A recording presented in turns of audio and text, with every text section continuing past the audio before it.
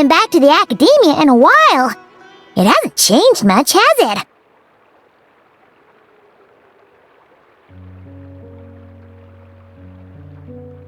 Well, since we've got some time, want to go to the house of Dana? Paimon wants to do some reading!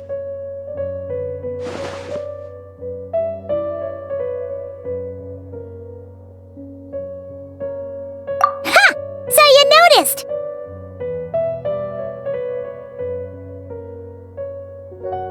Well, you're too late! The Paimon you know and love is no more!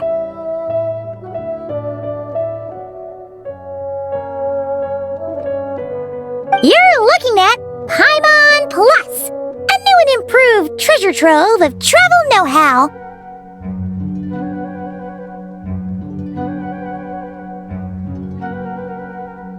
Paimon Plus would like to find some new books to peruse. A gracious traveler like yourself wouldn't leave her companionless on her quest, right?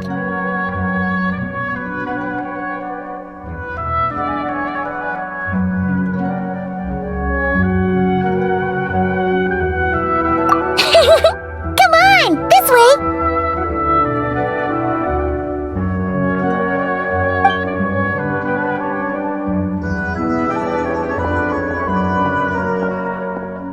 Oh hey! It's Kale and Cyrus! Wonder what's going on? Let's go see!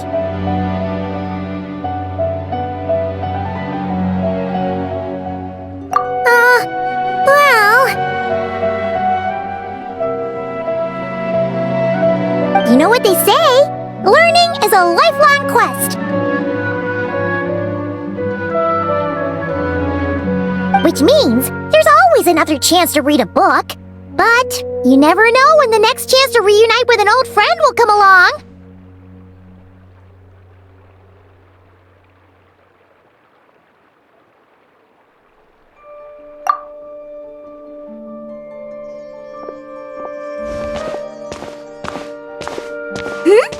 Traveler, Paimon? You're back in Sumeru?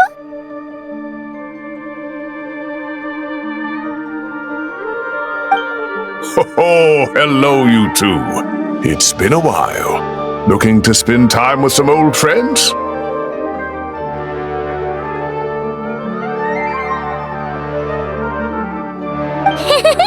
Yep.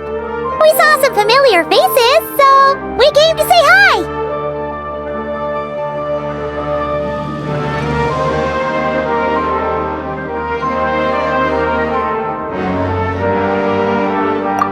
Oh, excuse you, associating me with that woman.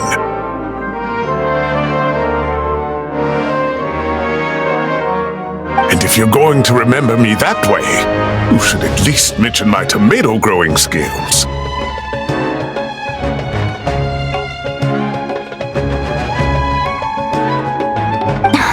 So he's mad about the Zaha Hadid part and not the old man part?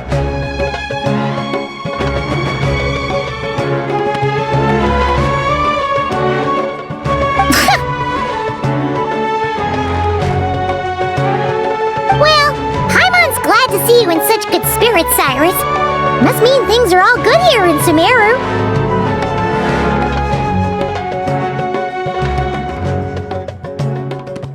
Ah, well, it's quite all right. I'm not the type to take offense at that kind of thing.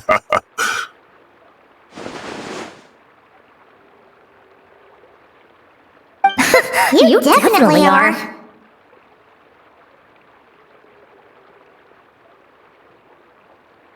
Anyway, what were you and Kale chatting about just now?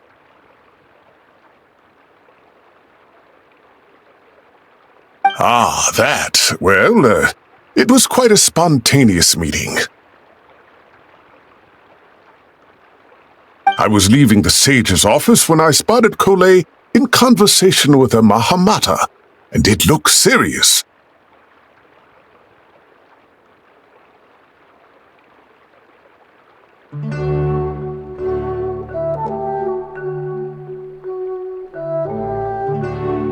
I thought something bad might have happened, so I hurried over as soon as the conversation ended.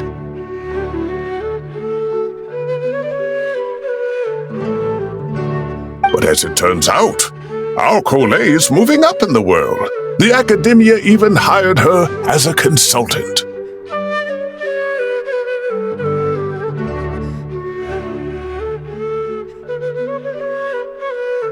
Wow! That's incredible!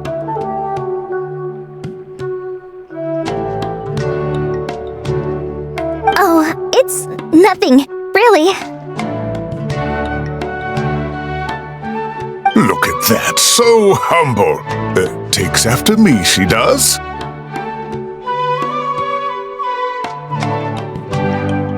Not at all. Not at all. No, wait. I didn't mean that to sound like I don't think you're humble, Mr. Cyrus, because of course you are. I just,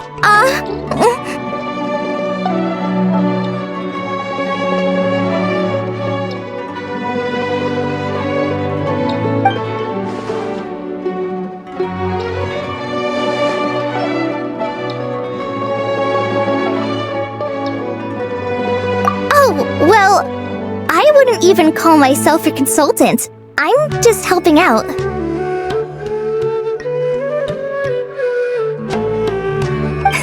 Now that the new semester has started, a lot of students and scholars are doing fieldwork for their research.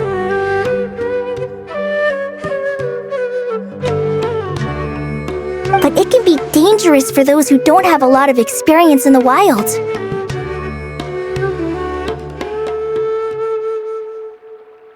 So, the academia is planning to establish an agency that provides guidance on outdoor survival and rescue for people who need it.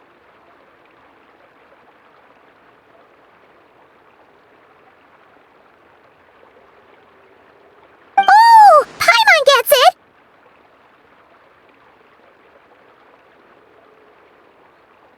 So, you're here to explain rainforest survival as a representative of the forest rangers!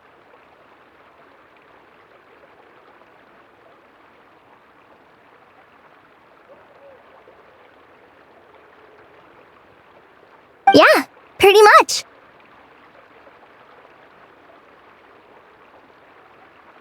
Of course, when it comes to tips on deciphering mechanisms or defeating monsters, that's for people who are far more senior than me to handle.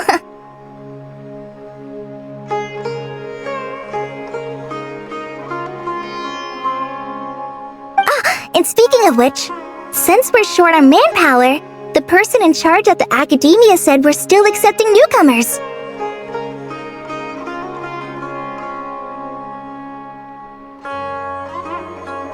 If you're interested, you're welcome to join and share your insights.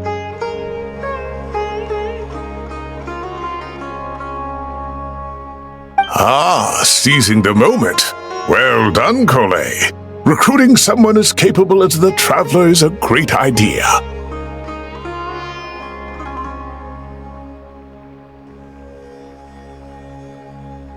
Oh, and just between the four of us, the academia has set aside a generous amount of funding for this project.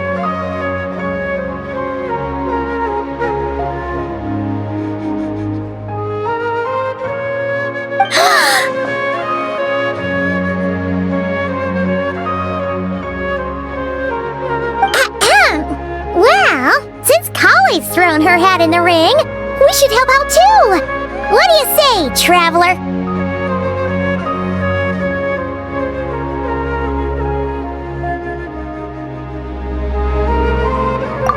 Great!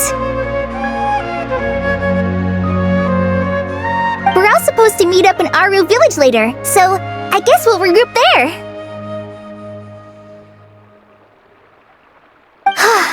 I was kinda worried, since Master Tainari isn't around to help this time, but now I feel much better!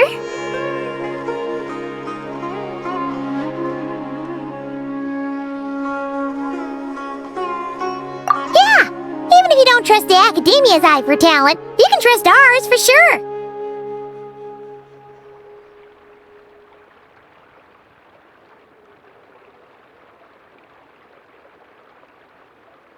And mine, of course. I have as good an eye for people as I do for tomatoes.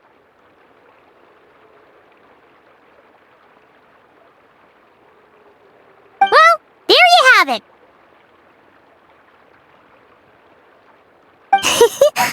Thanks, everyone.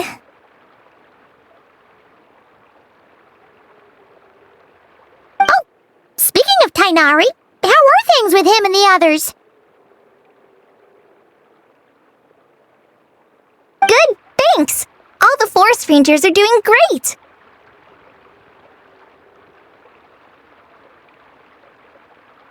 Oh, but Master Tainari did mention that Sino and Sethos were heading to Gandharvaville. I'm not sure if it's for work or something else.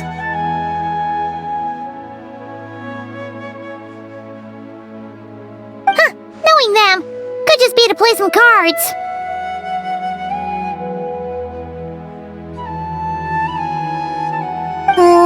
I'm not sure. Apparently Sethos is bringing someone else with him too.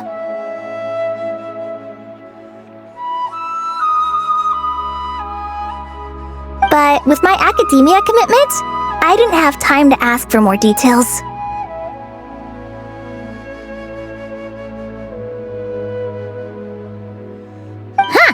Well, now Paimon's curious. Should we go check things out, Traveler?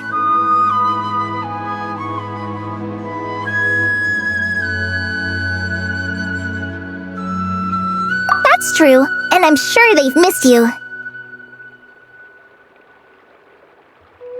Now that is how it should be between friends. Getting together to play cards or enjoy a meal. Yet here I am, stuck with Nephis, who only ever calls to talk about research.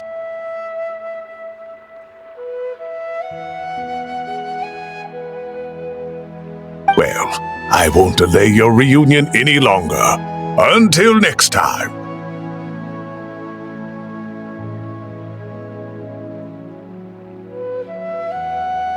Goodbye, Mr. Cyrus. Take care.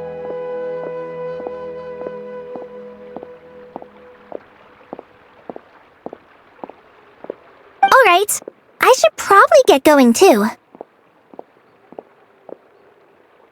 See you later, guys! Come find me in Aru Village when you're ready! Looking forward to seeing you shine, colleague.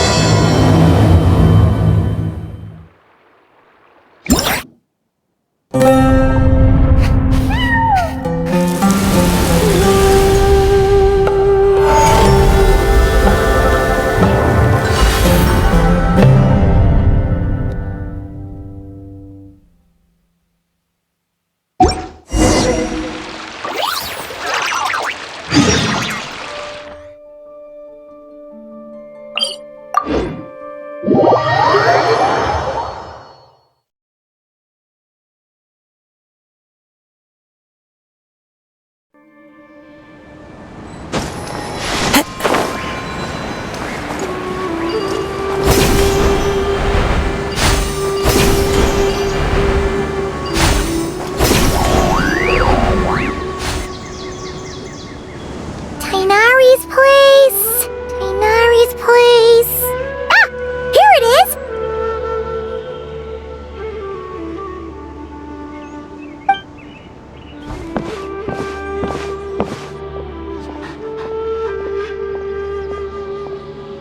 Sino!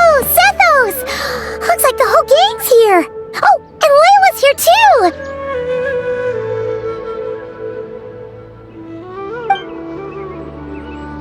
But, oh, she doesn't look too good. Did something happen? Ah, Paimon, Traveler. It's good to see you.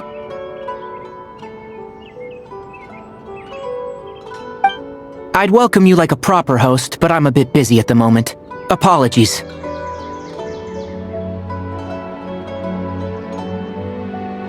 Ah, no need to look that worried.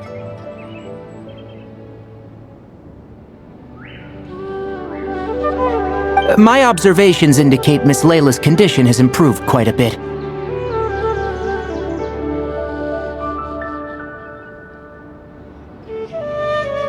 There's no danger to her mind. She's just fatigued and needs some rest.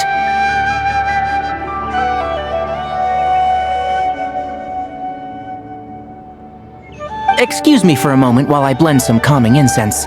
I'll let you two explain the situation.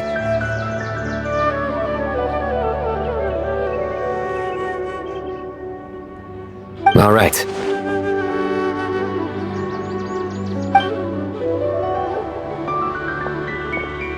What happened was, Sethos and a few members of the Temple of Silence rescued Layla, who was out in the desert trapped in a state of delirium.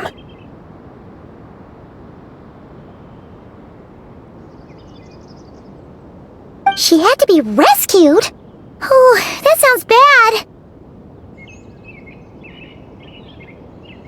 That's all you're gonna say about it, Sino? I mean, we don't want people jumping to conclusions.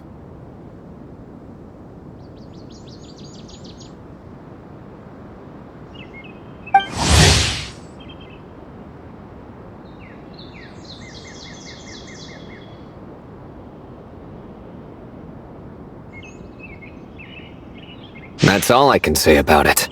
The person involved is unable to explain what happened to her, so we're limited in what we know.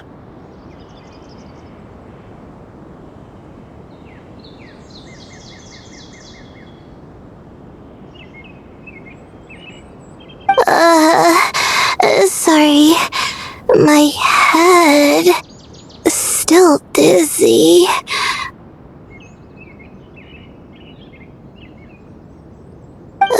The moons. Exactly how many are there?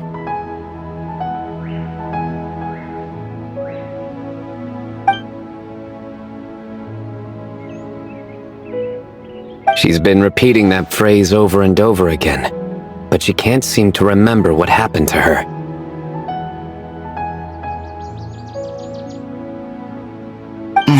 We tried a few things back at the Temple of Silence, but we couldn't recover her memories.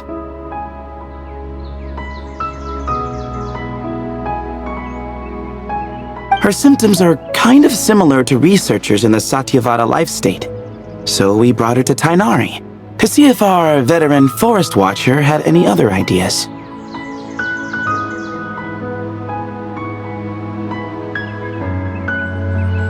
Tainari is pretty much our last option, so let's hope he can help.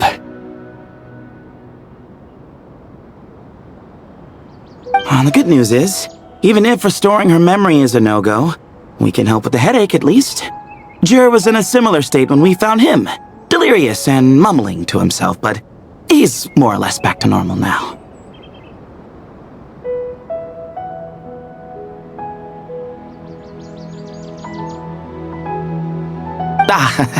Sorry, I should give you some context first, huh?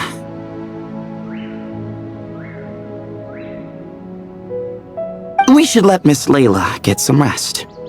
Come with me, you two, and I'll introduce you to the other victim of this incident. Good idea. I'll wait for Tainari here and keep an eye on our patient. All right then, this way.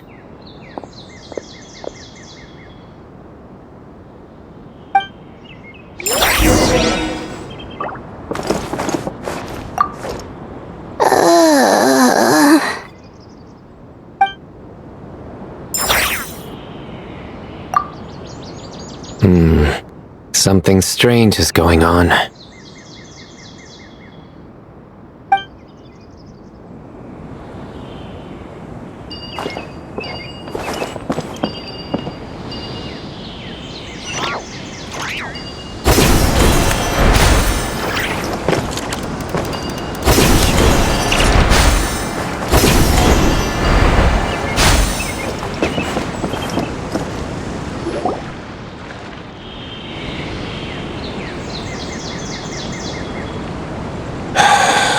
Who did the Ajalenok not offend? I just don't get it.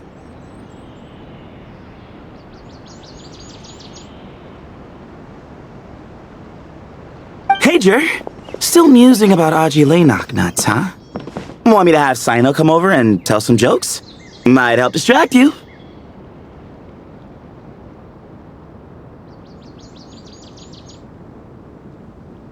No, no need. I'm done.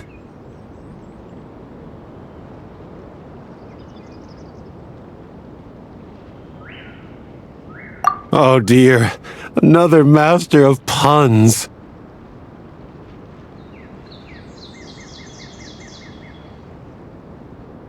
One of Sino's card buddies, actually.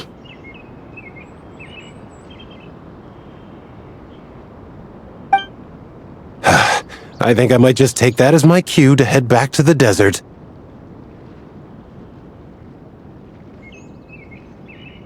Hold on. So, what's the deal with the Azulenok nuts? Other than the bad Sino jokes.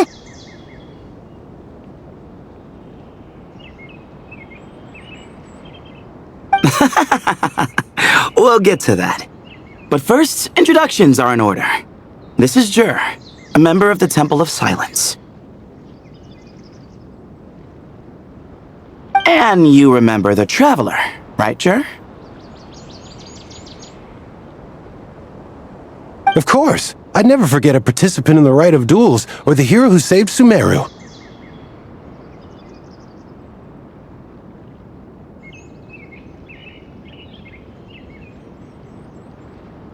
Awesome.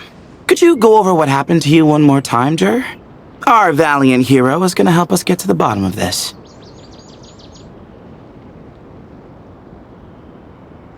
Might as well join since you're here, am I right?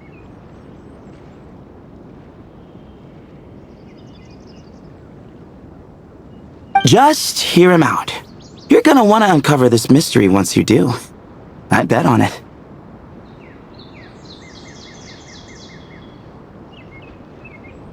Well, I was on an expedition in the desert not too long ago, when I got caught in some quicksand.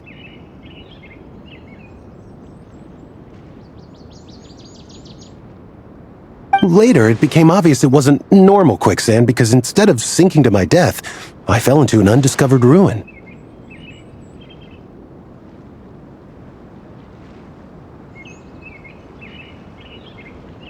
In my panic, arms and legs flailing about, I suspect I touched some things I shouldn't have.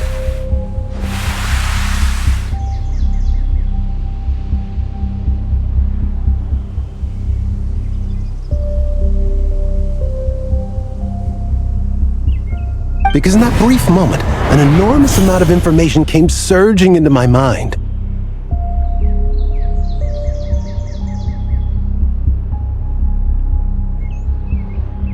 I would hesitate to even call it knowledge, because my brain had no capacity to process the information.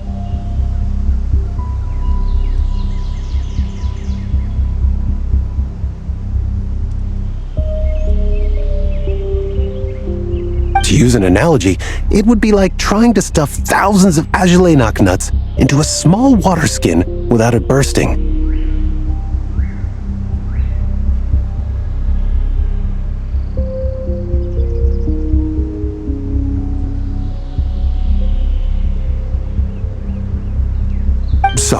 Sorry again with the Azulenok nuts, I know.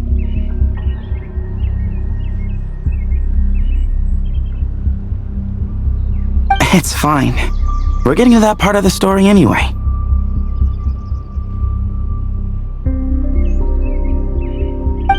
True. Well, just as I was on the verge of madness, a single phrase broke through the storm of thoughts in my head.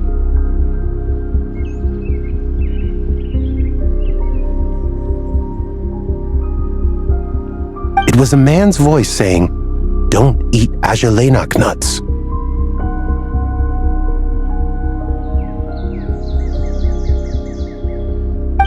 What? I know it's hard to believe, but that's what happened. I was saved by the phrase, "Don't eat Azulenok nuts."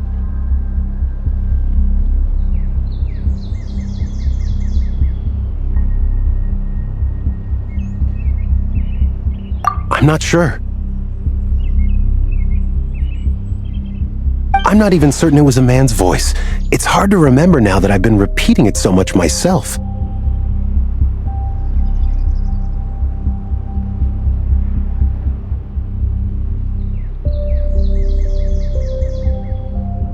Anyway, the good news is I no longer feel like my head is going to explode.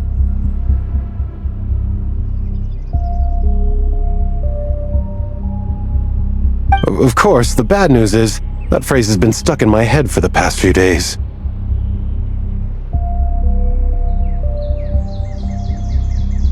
Wow.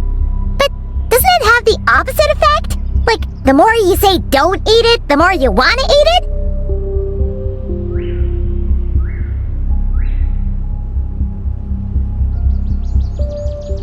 Yes, that's exactly right.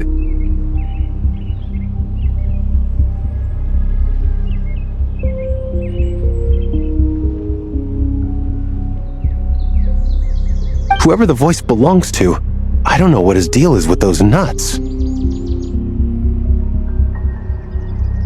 Well, the world's a big place. There's bound to be people who don't like sweet stuff.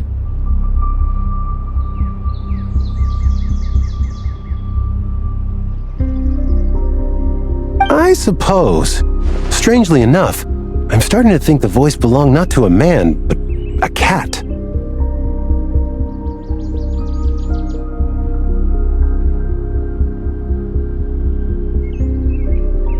A cat?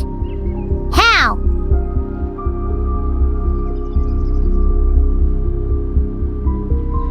That's the question, isn't it?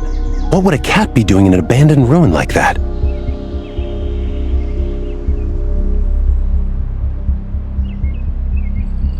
Just as my mind was reaching its breaking point, I could have sworn I heard the sound of a cat guiding me to exit.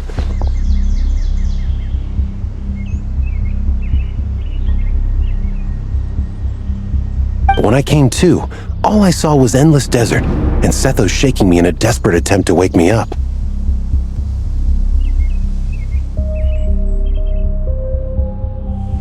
I'll admit, it was pretty terrifying seeing you like that. Staring off into space and mumbling about Aji Laynok nuts.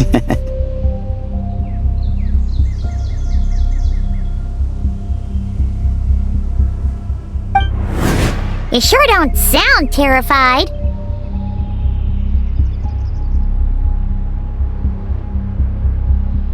Sorry. It's not that I don't care. It's just kind of hard for rambling about Aji Laynok nuts to sound menacing.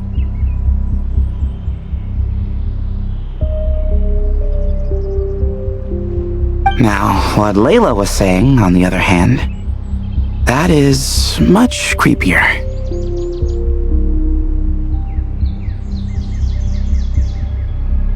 Exactly. The unknown is what breeds fear. Aji Laynok nuts are familiar. But the moon suspended above us at night? That's about as foreign as it gets.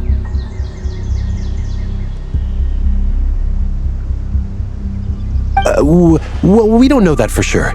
There could be a whole other world inside an Aji Laynok nut, with a moon of its own.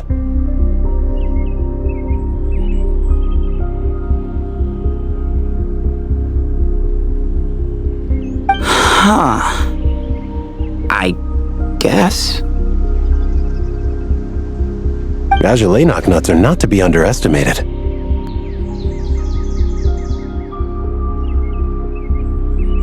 Right, yeah, of course. Won't catch me disparaging the mighty Aji Laynok nut. No, sir.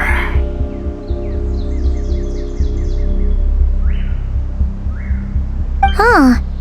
So, a similar thing happened to Layla then? Yeah, I think so.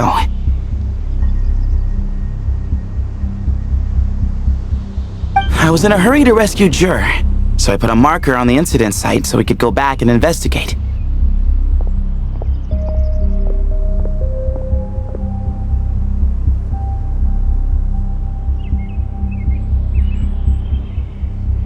When his condition stabilized, we doubled back around to check and...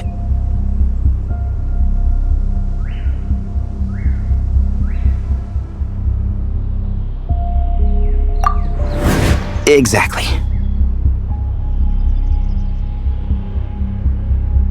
Multiple victims with the same symptoms at the same location. It wasn't hard to conclude that something is seriously wrong with that place.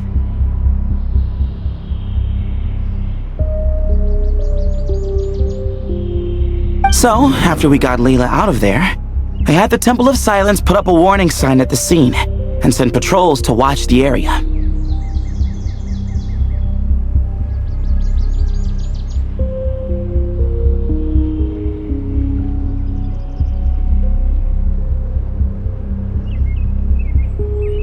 Speaking of, Sino, Tainari, and I are going to head back there and investigate once Layla is stable. So as per usual, you're here just in time. That's for sure. But there is another reason I want Sino and Tainari involved in this.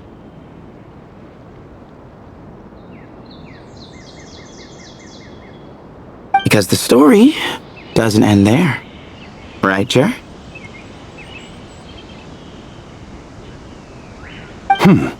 Oh, yes. Where was I? The Ajalainak nuts butted in and I... Right. Yes. The cat.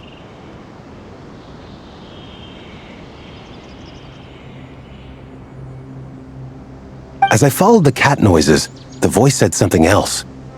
So, there are those from Tula who still endure.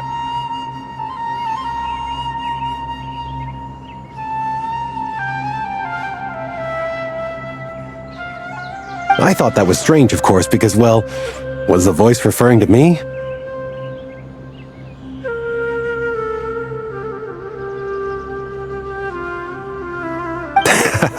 Records of my ancestry are rather sparse, so I'm not sure if my bloodline even traces back to that place.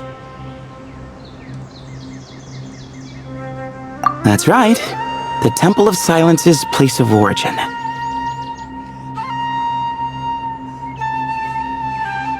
And the home of Tainari's people. Plus, Hermanubis, who Sino and I both share a connection to, was one of the city's founders.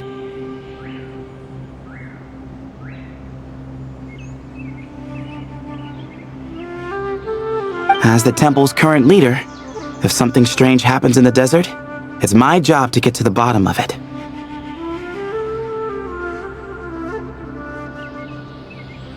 But it turns out, a lot of people have a horse in this race, and I'm not leaving any of them out.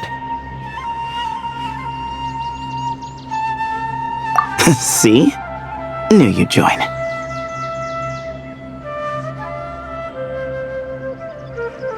But yeah, that's all we know about Jer's situation.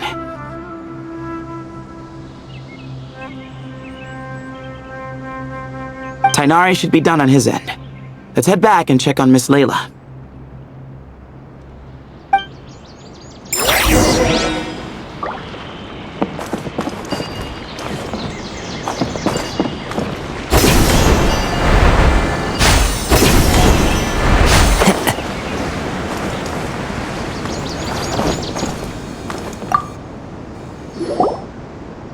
How are you feeling? But don't speak if it's too taxing.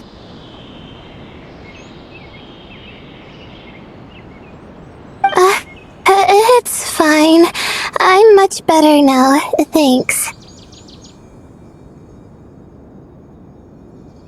I feel like I haven't slept in 2 days, so pretty much back to normal.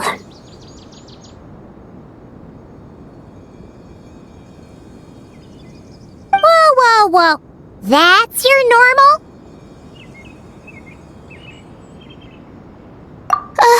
Traveler, Paimon, I thought I heard your voices earlier.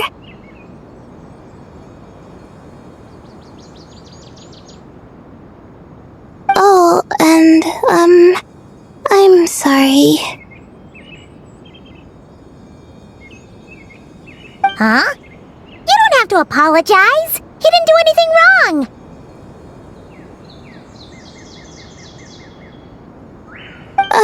No, I just mean, I think I'm about to disappoint you.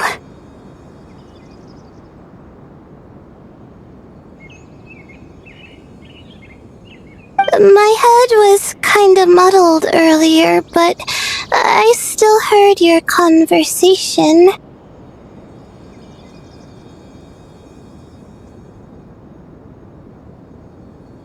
I know you're trying to figure out what happened to me, and I want to help. But, I really don't remember anything.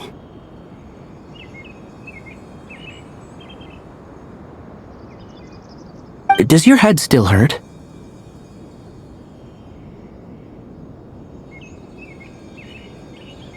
No, I feel fine. The incense you made helped a lot.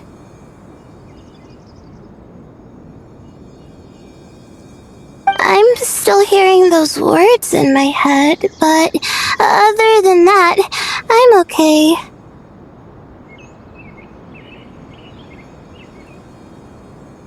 It's just, all I remember are those words. Everything else is a total blank.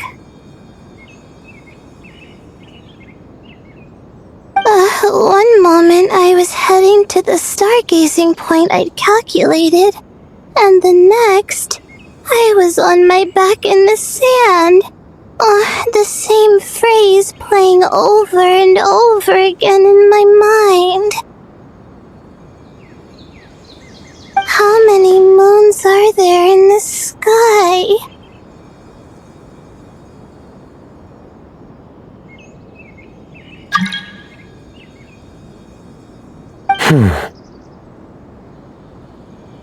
Sethos, did your friend Jur suffer from memory loss too?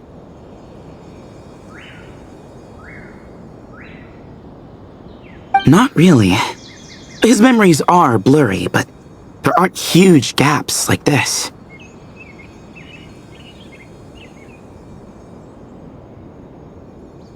He remembers touching something. Someone talking, a voice mentioning Tule-Tula, and hearing a cat lead him to the exit.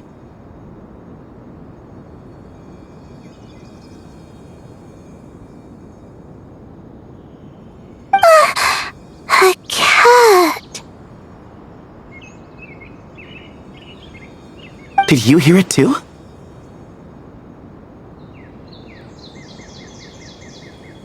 Huh? Now that you mention it, I think so. It was so soft. I thought I was imagining things.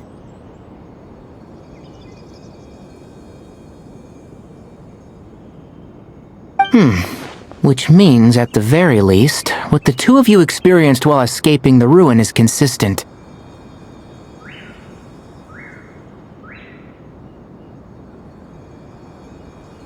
A single sentence repeating in your heads, and the faint sound of a cat.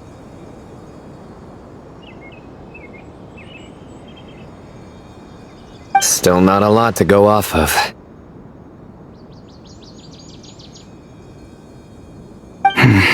Agreed.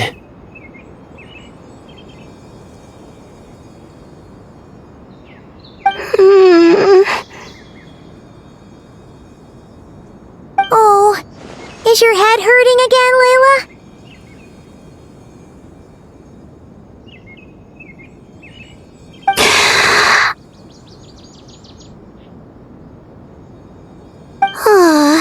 No, I was just thinking. Maybe my memories are blank because I was sleepwalking at the time.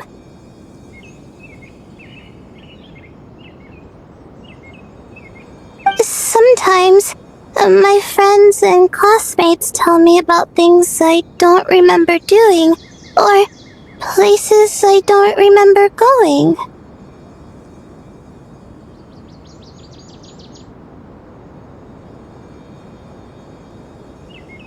I don't talk about it a lot because, well, I don't even know how it happened. But I don't want my personal circumstances clouding your judgment.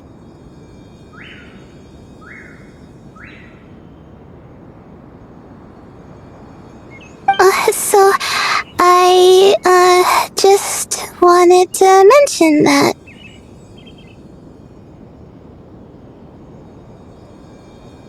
Ah, I see.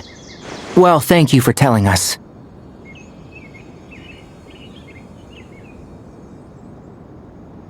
But I don't think we need to dwell on that for now.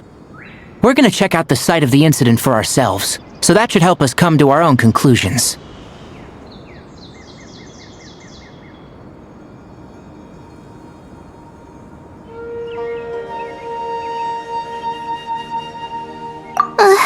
Okay.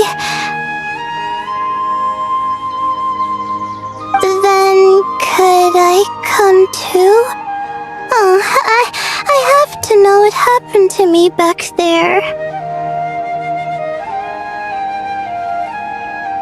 Sure, but on one condition. You need to be in tip-top shape before we head out.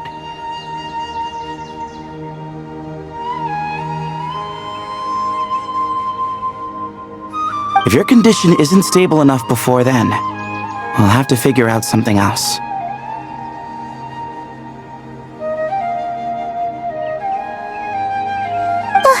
Of course. No problem.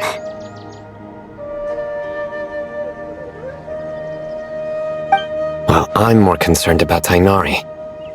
You sure you'll be alright in the desert?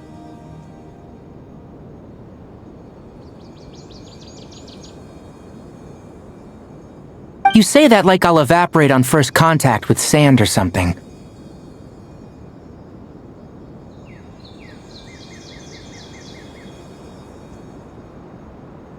Call it curiosity. If this concerns my ancestors, I want to figure out what's going on.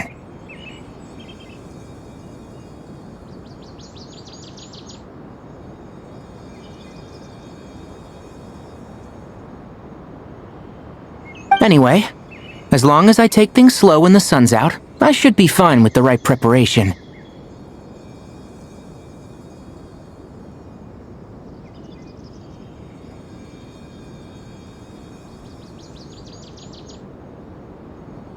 Besides, it's a good idea to have a doctor on hand in case of emergencies.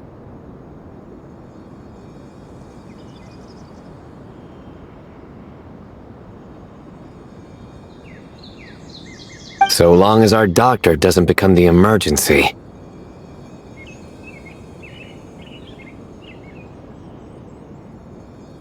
Well, if that happens, I suppose I'll just have to rely on the kindness of my entourage to haul me back home.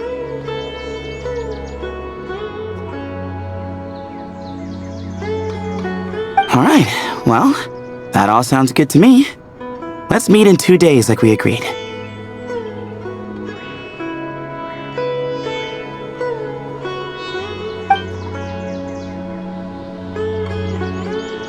Jer and I are gonna head back to the Temple of Silence and do some research in the meantime. See you in a couple days! Sounds good.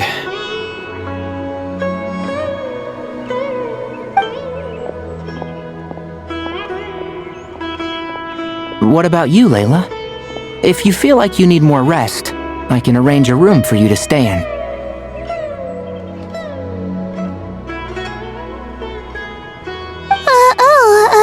No need. I've asked enough of you as it is.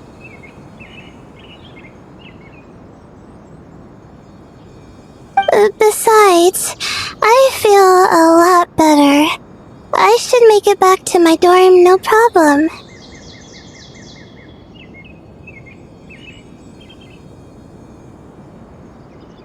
You sure? Don't push it too hard, or you might end up sleepwalking along the way.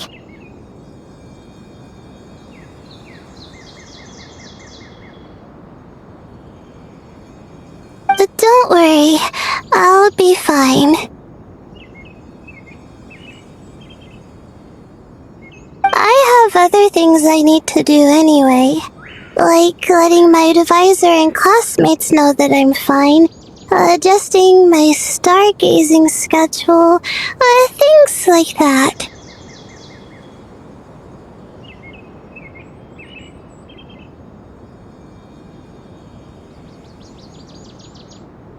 If I don't get it all done, I doubt I'll be able to sit still, let alone stay here and get some rest.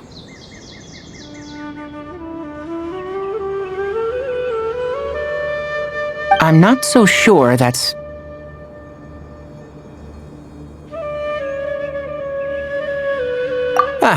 a much better idea. Thank you, Traveler.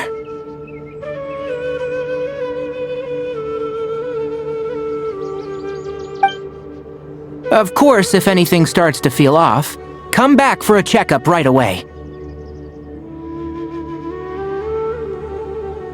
You'd better listen to him, Layla, or he'll feed you tasteless slop as a punishment.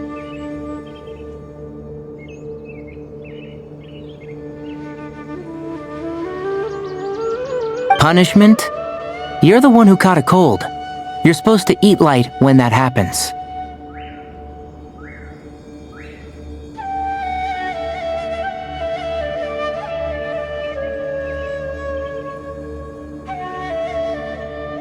Besides, with your nose stuffed up like that, you couldn't taste anything to begin with.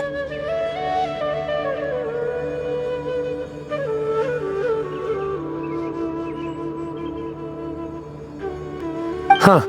Is that so? And here I thought it was an in-taste-to-know issue.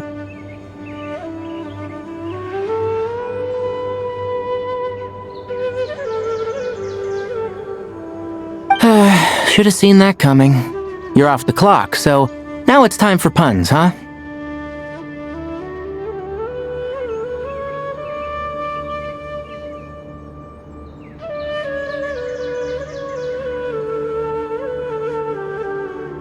Oh, brother, not this again.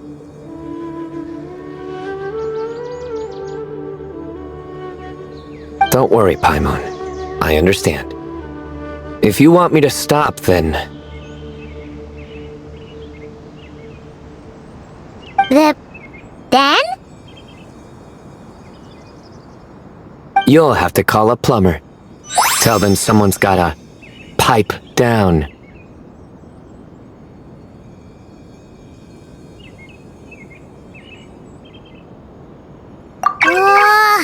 This is getting more insufferable by the second!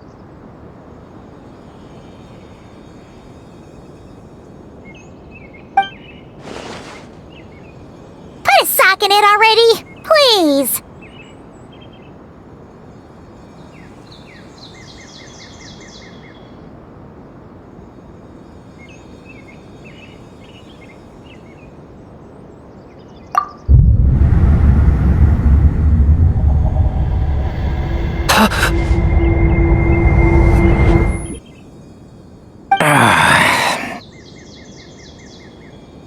Paimon's done with this game.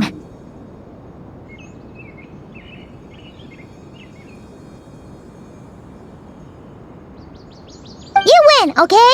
Let's just get out of here. Please!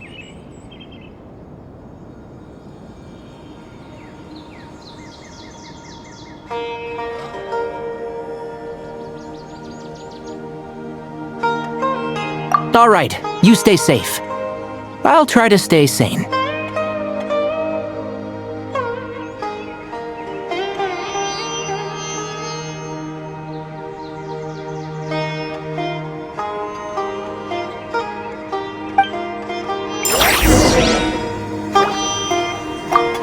It seems your jokes have improved with practice, Traveler.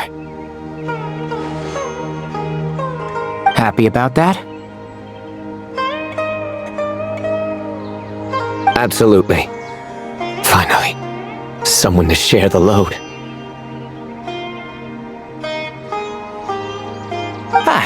You know what?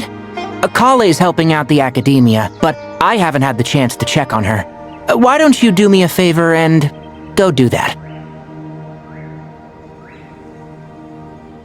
Hold on. I thought you were having me over for dinner.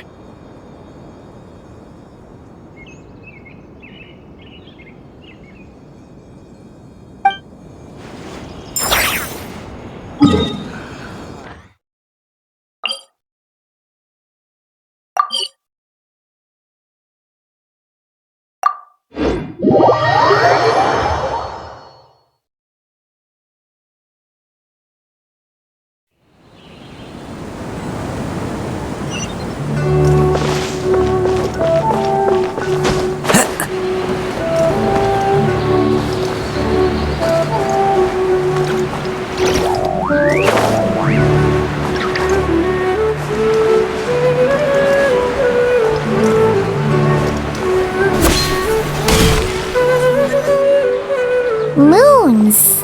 Ashalinak nuts. Moons, Ashalinak nuts.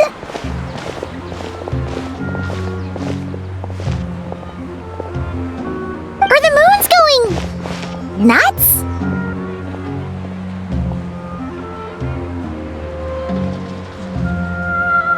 Oh no! Looks like Paimon's caught the brain bug too! She can't stop thinking about those two things!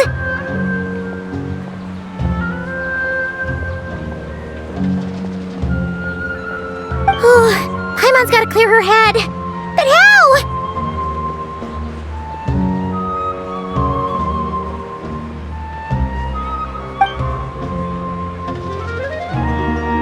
Aha! Got it!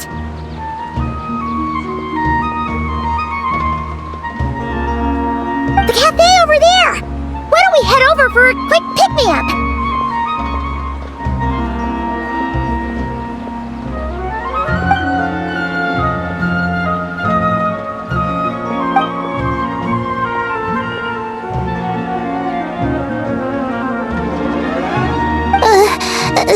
Sorry.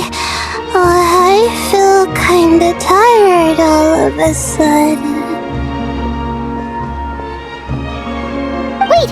Is it because of all Paimon's muttering just now?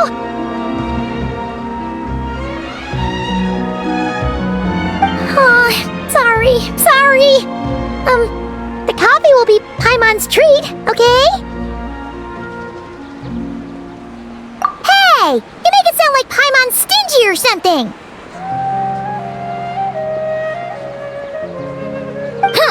Well, she'll just have to show you her true colors. Yeah, starting now. You sit tight and take care of Layla, Traveler. Paimon's gonna get us some snacks and coffee.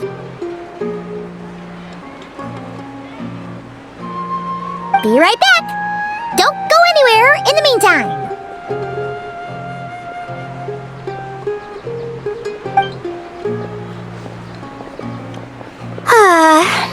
She's pushing herself again as always.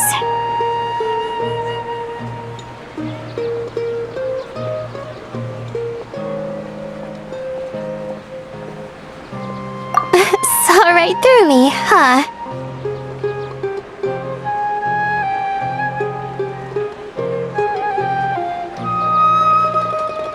I apologize for the sudden emergence, but I didn't have any other options.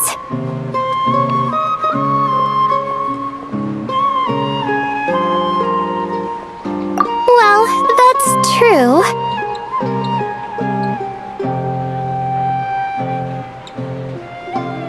So, for our sake and your safety, allow me to fill in the gaps in her memory.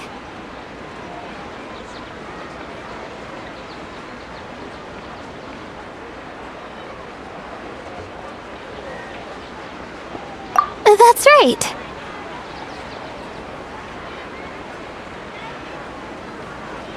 Layla was already in bad shape, stressing about her new study topic, focusing on the stars instead of her surroundings.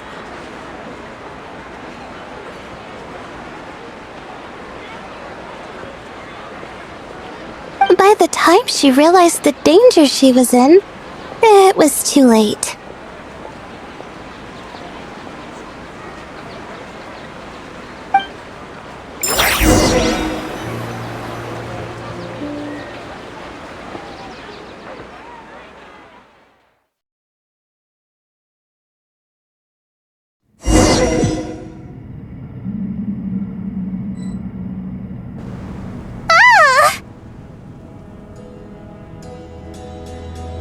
Quicksand near the ideal viewing spot? Wasn't expecting that.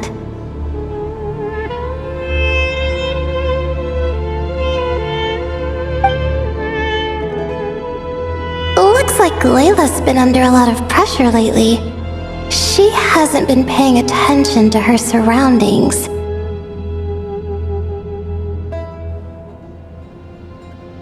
But why would quicksand lead to a place like this?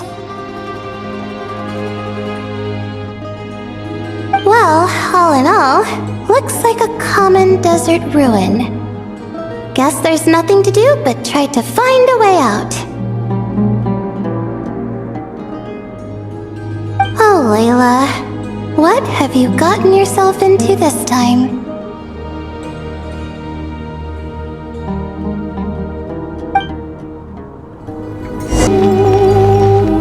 I think this door can be opened using the device next to it.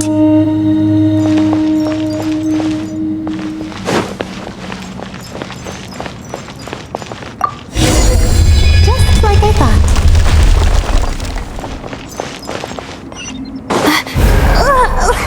What was that? My head. It hurts. Is Layla waking up? No, that's not it.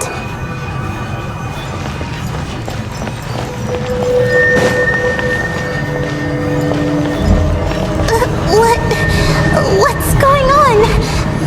It's too much. I don't understand.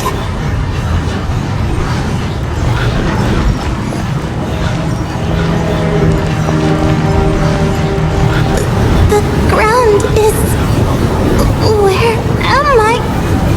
It's spinning.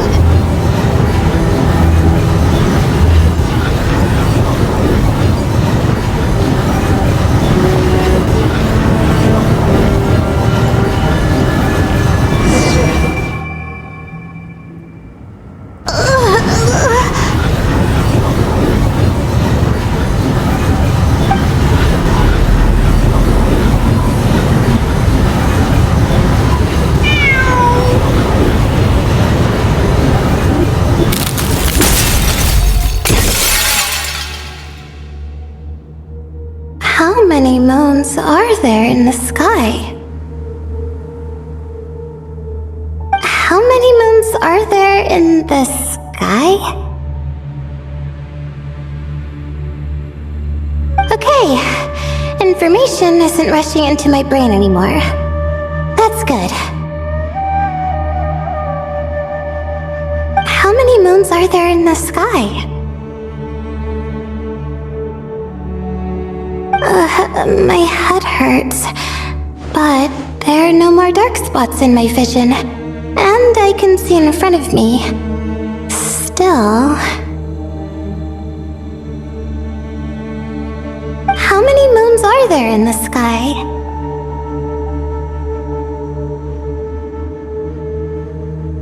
What's going on? The same thought keeps popping into my head. What does it mean? How many moons are there in the sky? Isn't there just one?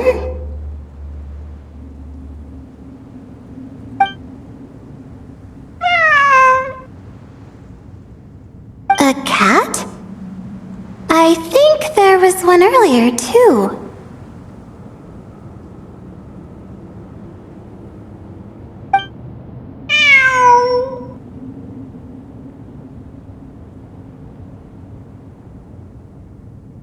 I'm not hearing things. It really is a cat. But what is it doing here?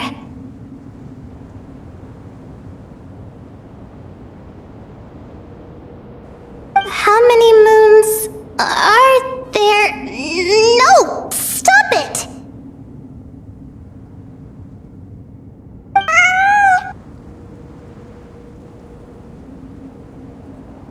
Does it want me to follow its cries? Well, it's not like I've got other options.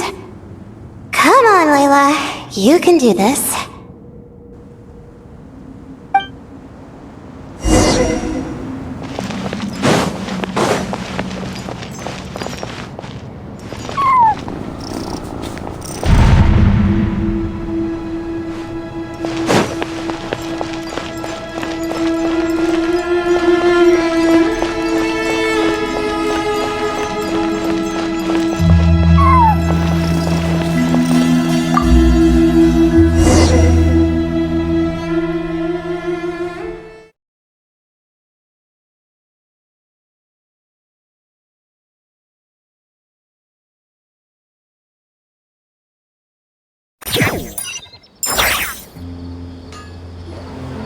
And so I followed the cat's cries to find my way out.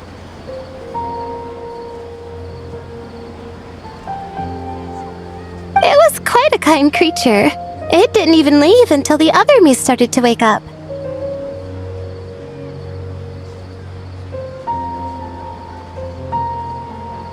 Thinking back, it all started when I touched that device.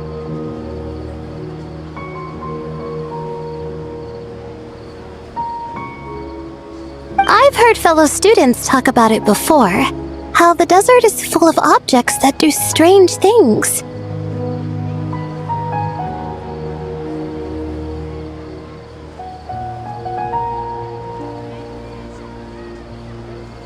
Sometimes it's just a minor inconvenience, but other times devices like that can cause massive trouble. Of course.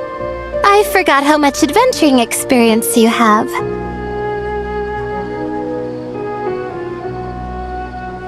Still, carrying an umbrella doesn't mean you can't get soaked, so just be careful and stay away from unknown devices. No need to thank me. You and Layla are about to head into dangerous territory together. You need to be safe so she can be safe.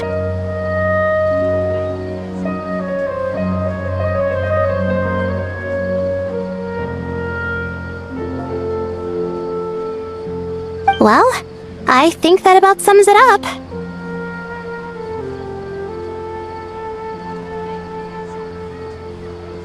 And just in time. Your coffee's here. Traveler? A little help over here?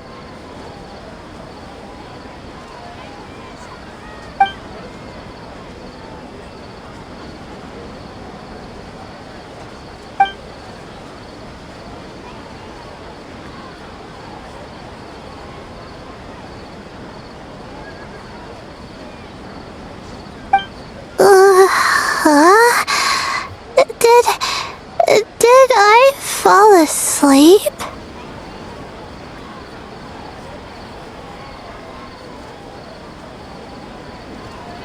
Wow! Paimon didn't even know she had such an impressive skill!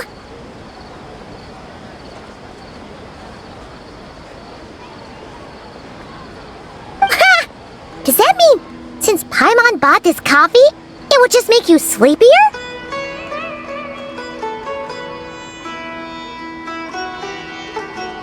A beverage that puts people to sleep.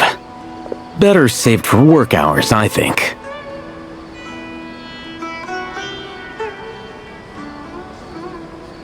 What? So you can nap on the job? Who does that? Huh? Oh.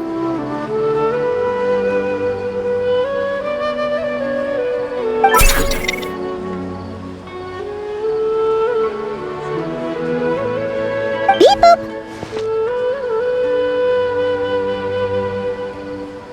Oops. Oh, hey them! Kaveh! Nice to see you!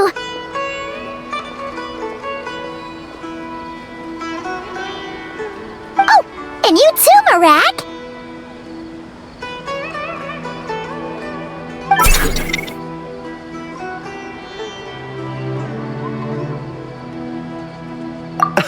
Sorry.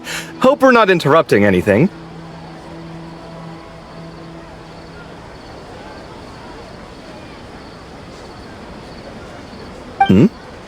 Miss Layla, you don't look so good.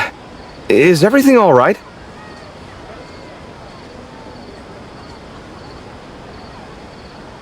Oh, I'm fine. I was sleeping just now, so I'm still a bit...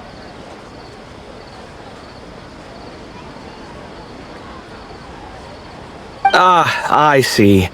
And we woke you, didn't we? I'm sorry. We shouldn't have been so loud.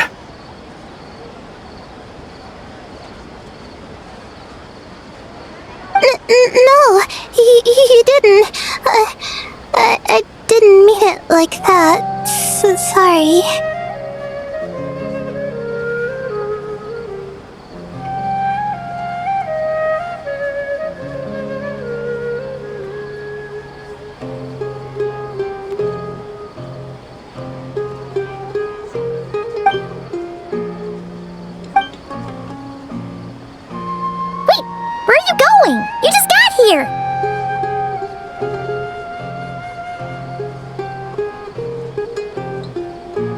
I'm going to do what I came here to do.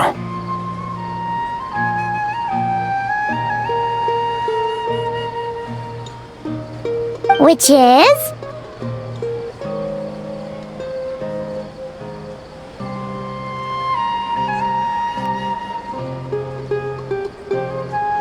Buy coffee beans?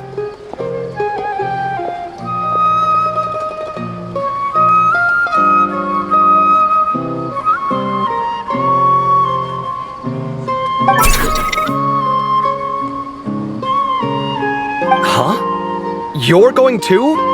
Marak!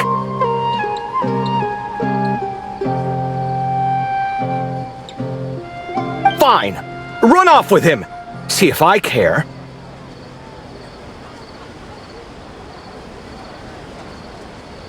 Well, looks like I get you to myself.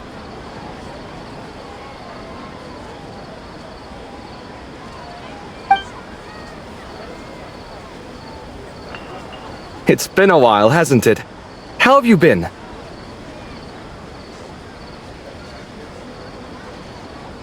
So, a busy life of adventuring for you, and a busy life of academics for Miss Layla, is that right?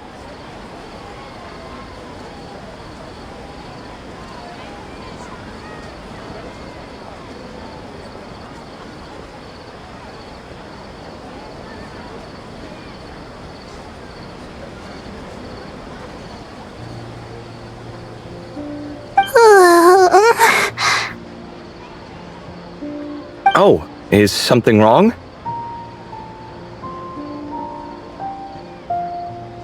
Ah, the desert's not always the friendliest place, that's for sure. And from the look on your faces, I'm guessing this problem's not resolved?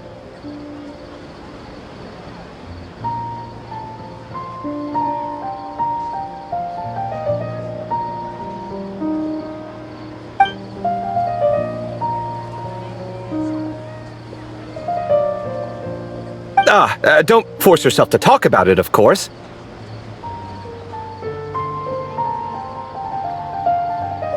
But I've worked on several projects in the desert before, so if there's anything I can do to help, just say the word.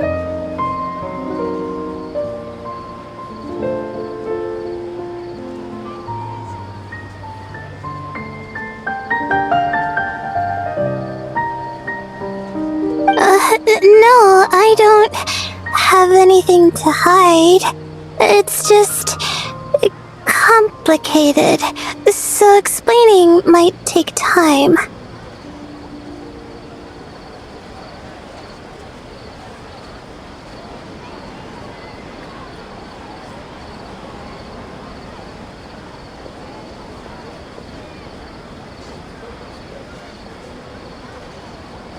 Ah, well, lucky for us, I've got that in spades.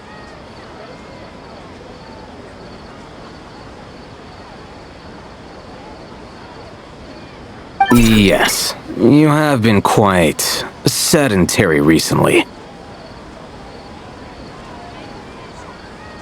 Excuse me? I've been going about work as normal, thank you. And, might I add, you do way less work than me.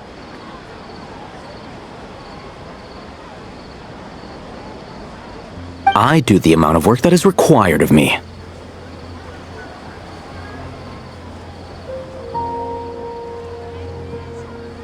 Ah, yes, you and your stellar work ethic.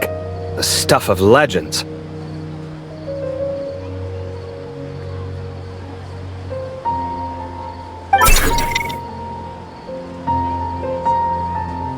Oh, now look what you've done. I've lost my train of thought. Where were we? The problem in the desert.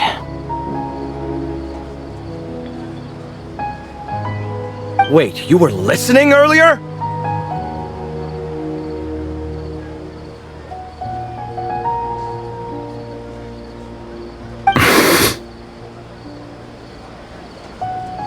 Oh, we're giving the silent treatment now?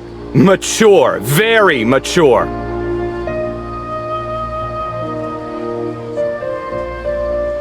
Continue, Miss Layla.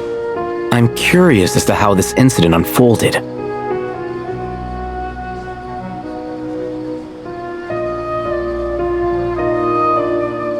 What did I tell you? This one doesn't have enough to do.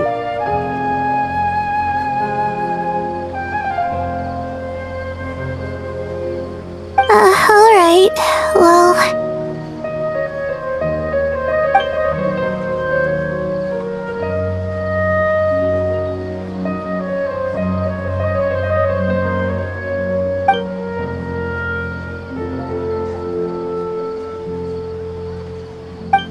Could you still use some extra hands on this investigation team of yours?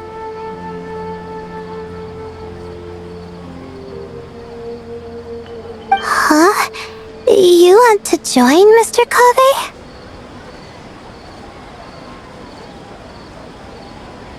That's right. I think my experience studying desert mausoleums could be of some use here. Al-Haytham's expertise in ancient languages could be helpful too.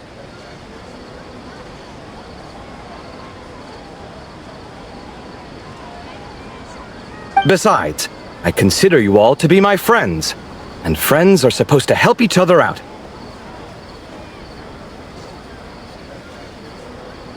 Wait, I'm involved in this now?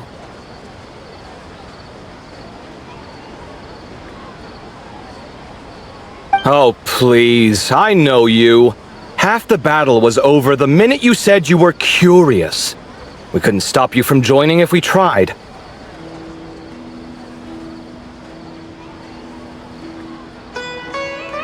Well, you've got me there. Besides...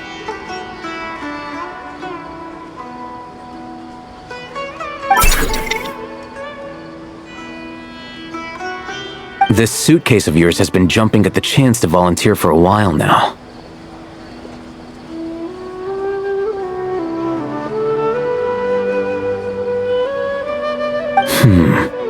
I imagine... You imagine? mechanical life forms might also feel homesick from time to time.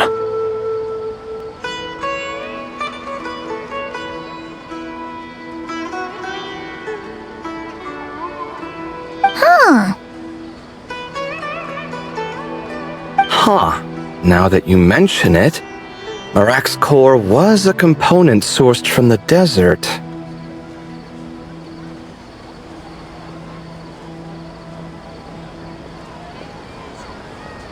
That could prove useful.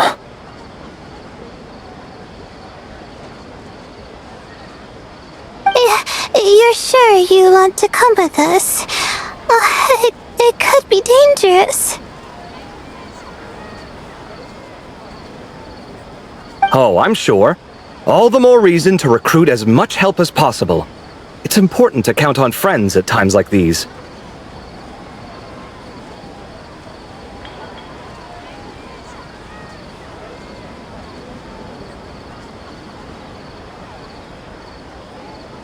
Our pleasure.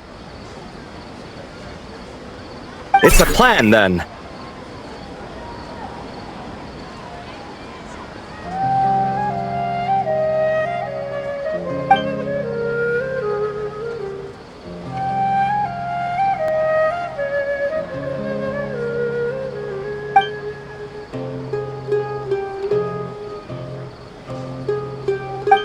All right, we'll head back to our place to get ready. This one hasn't been on a trip in a while. Chances are, he doesn't even remember how to pack a suitcase.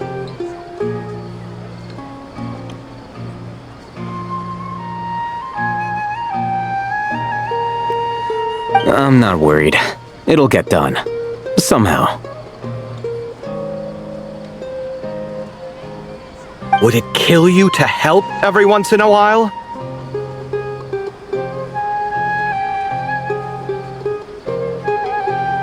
I do help.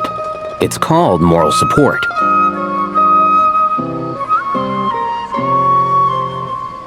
Oh, of course. And I am ever so grateful. Goodbye, you three. We'll see you soon!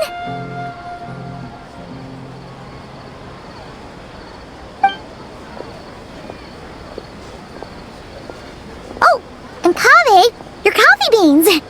You were too busy glaring at all Hatham, you almost forgot them!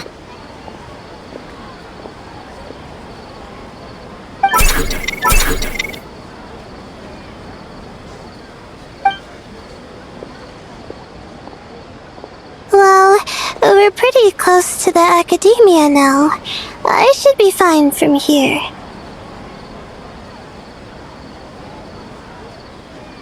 Thanks for the coffee, Paimon.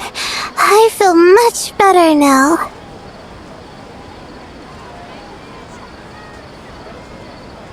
Right. I'll follow the doctor's orders. Or try to, at least.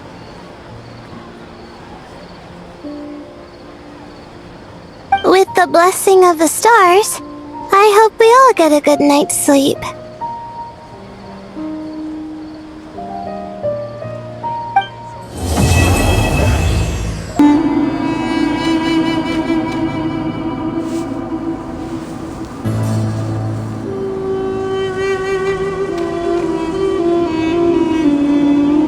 Looking at the map, we should be getting close.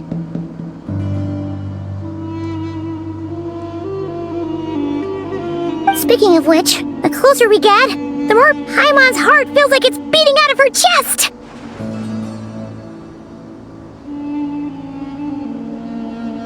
Excitement! Yeah, sure, that's it!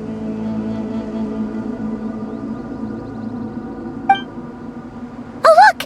It's Tainari and the others! Everyone's here bright and early!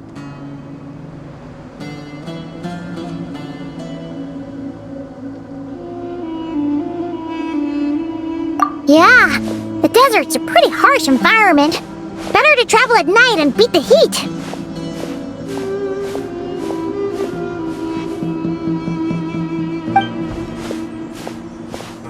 Hey everyone! We're here!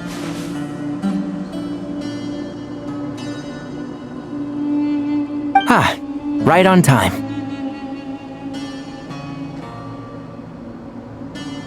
You don't need to worry about me. It's not too hot yet, and I'm properly hydrated.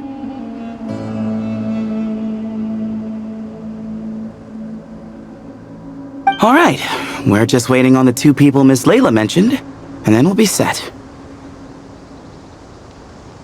He's staying behind. If we don't make it back after a certain time, he'll be in charge of rescue operations.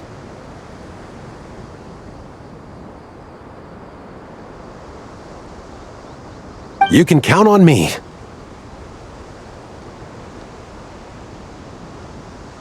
Nice!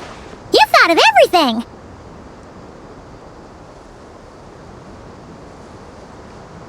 Oh, and Cyrus said he'll be in Aru Village, so he's also available if we need help.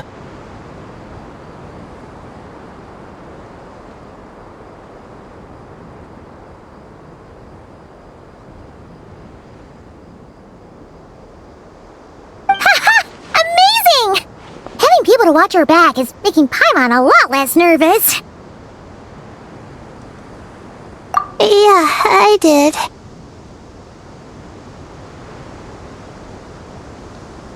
After hearing about what happened, my advisor gave me some time off to rest. So, my studies are on hold for now.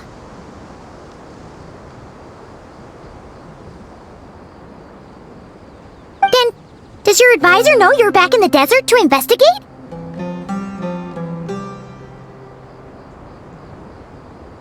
Yes, but I was only allowed to come after I mentioned that General Mahamatra would be there too.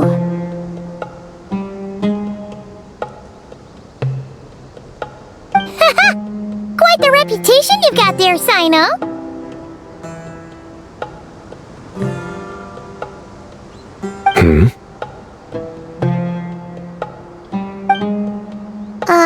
Something wrong? You haven't said a word this whole time. Are you in a bad mood or something? No. Being skilled with words also means being a good listener. I'm just reflecting on what you're saying.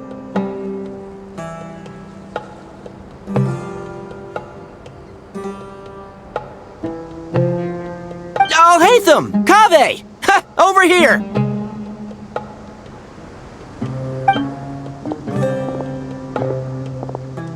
Darn it. I was just setting up a brilliant...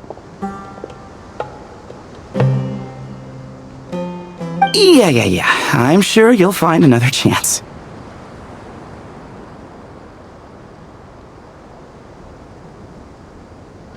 The important thing is, our scribe and our renowned architect are here at last.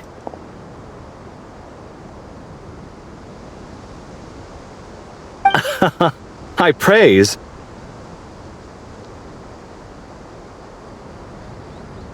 But wait, why am I renowned and not him? He's just as famous as Sino, Dia, or Nilu.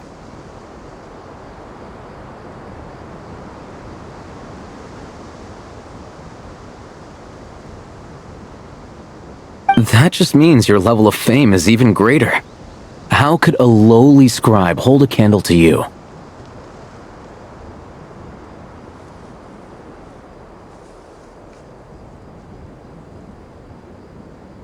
Lowly scribe? Please.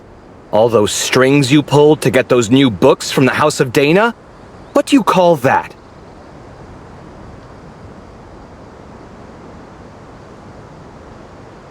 Borrowing. Anyone with an employee ID can do it.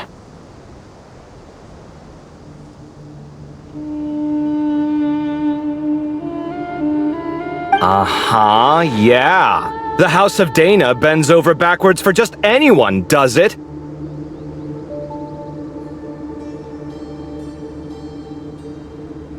Send a report to Lesser Lord Kusanali then. Let her know someone at the Academia is abusing their position.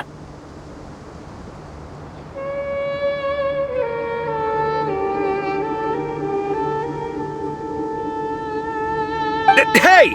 I never said abusing!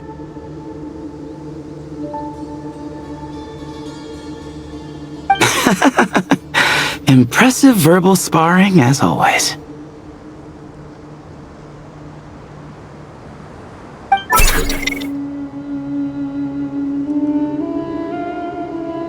Oh, hello to you too, Marak.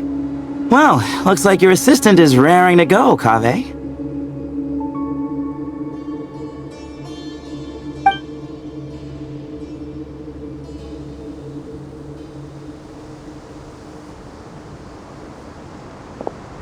So, I say we get this show on the road. No sense delaying the inevitable. No need. We're in this together, remember? Sure. This is the entrance, yeah?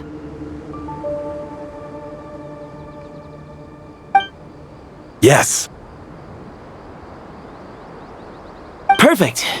Then, if we're all set, let's get moving.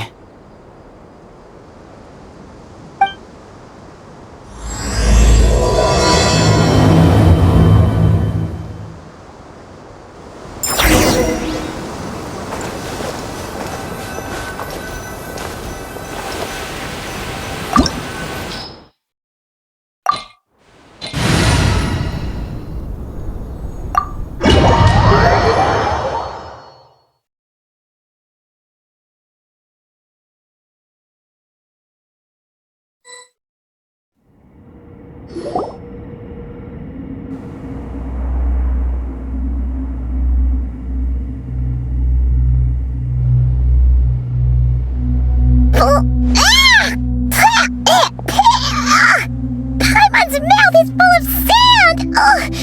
So that's what falling into quicksand feels like? If this was quicksand, we would have struggled to breathe. No.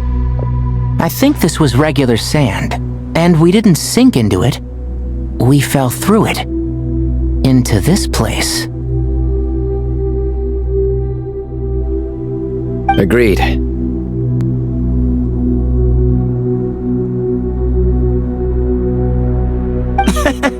In other words, sounds like a you problem, Paimon.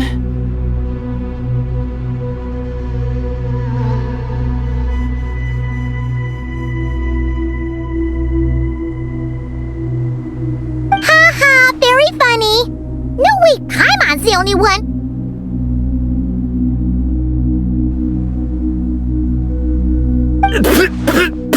Ugh.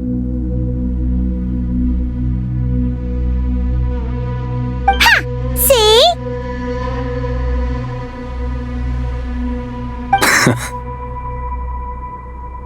What?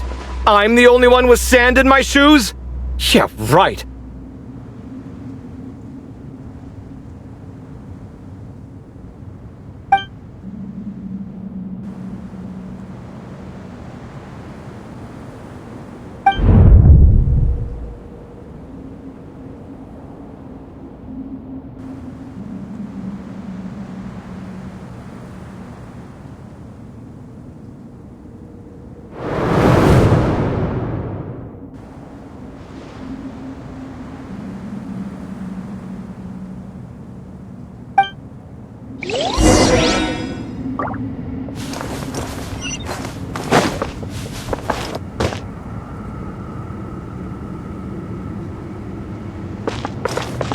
Time to go. Time to go. Tch.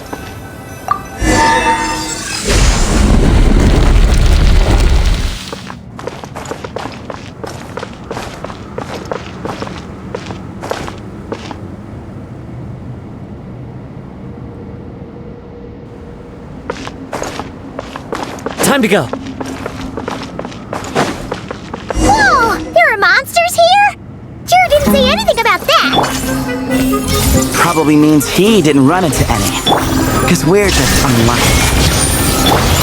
Not the best sign of what's to come. We'll be fine. Let's just use up all our bad luck and we'll be golden.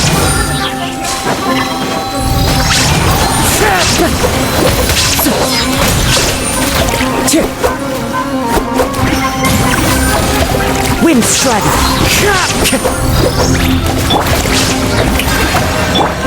Everyone hold hands.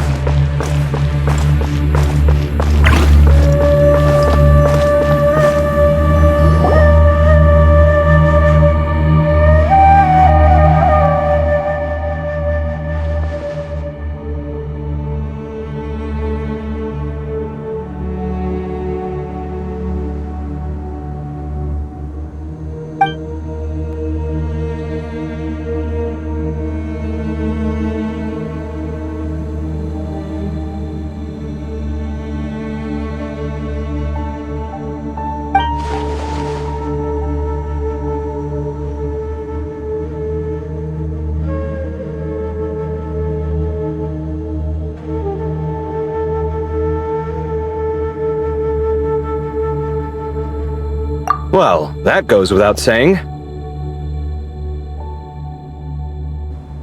Fair point. There's just one problem, though.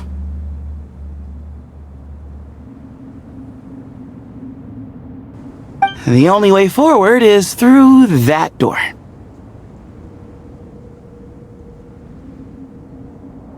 Ooh!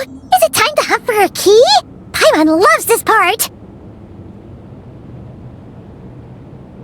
Don't worry. With our adventuring experience, we'll find it no problem. Let's get searching.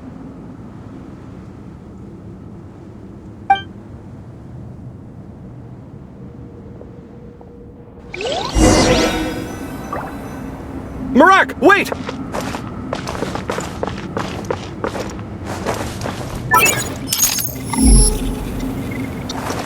The wind's rising.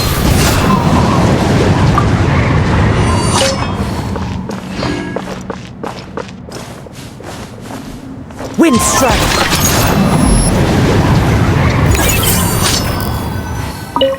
Marak seems interested in these jars. Marak, this isn't really your old home, is it?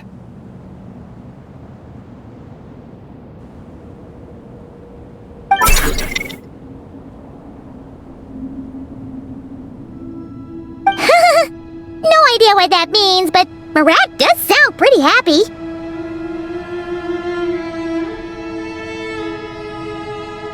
So, mechanical life forms do have the capacity to miss home. A novel discovery. Well, with Marak leading the way, we should be safe, right?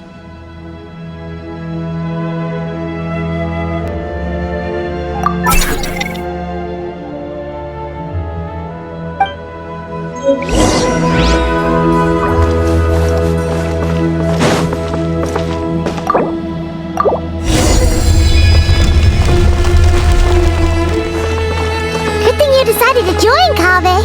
Otherwise, our investigation would have ended at that door. It was nothing that I did. You should thank Marak instead.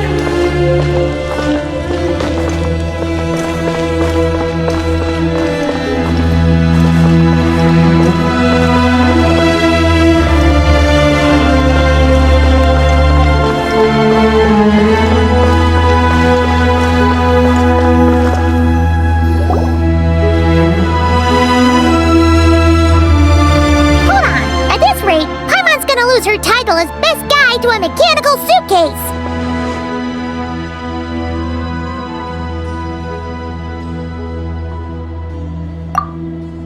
Aw, thanks! Hey, wait! What do you mean, useless? Well, no weird mental symptoms so far. I'll take that as a win.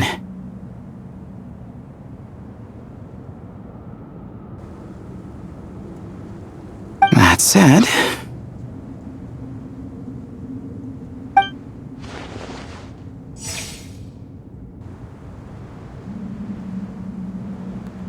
There are 3 doors here. So, we split up. Divide and conquer. Otherwise, this whole thing is in ruins.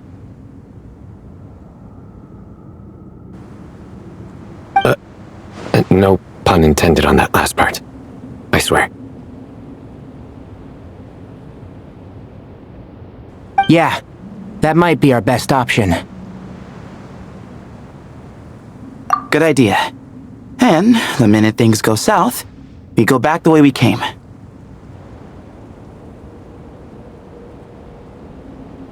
Ooh, this is getting exciting! So, who's teaming up with who? Paimon calls dibs on the Traveler!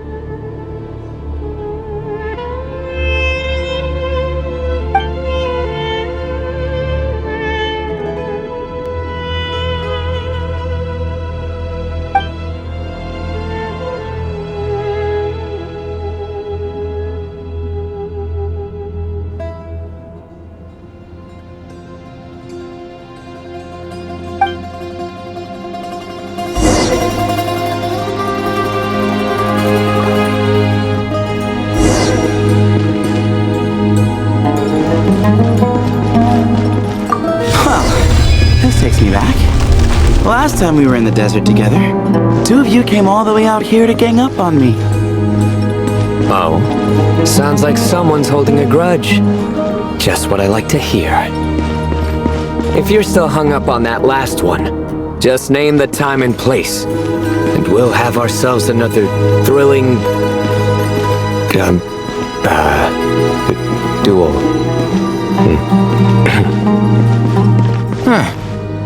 What's with the awkward pause? Were you expecting me to stop you from saying something stupid? You two can have 1,000 duels for all I care, after we're done here. For now, focus on the task at hand.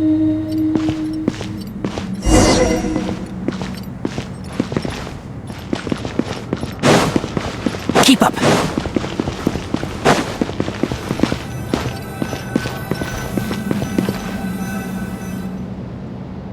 This chamber is huge. I can't even imagine what it's used for. Oh. What's wrong? I seem to have stepped on some kind of stone slab. Huh. There's a pattern on this, but it's hard to make out with all the dust.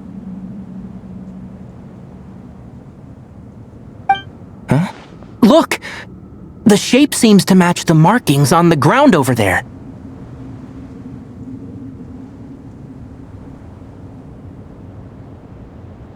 Let's slot it in and see.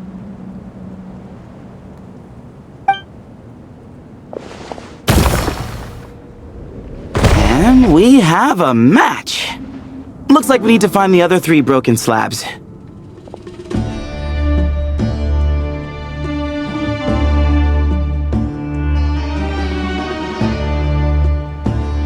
Let's search the area, but be careful where you step.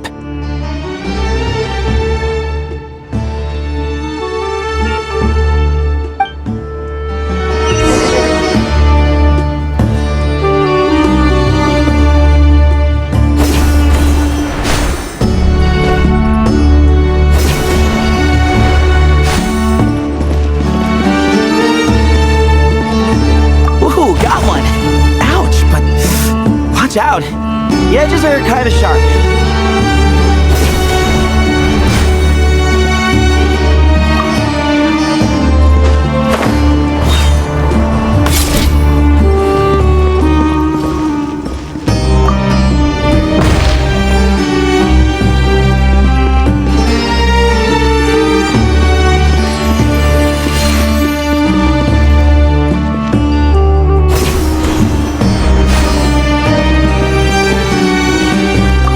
Third piece.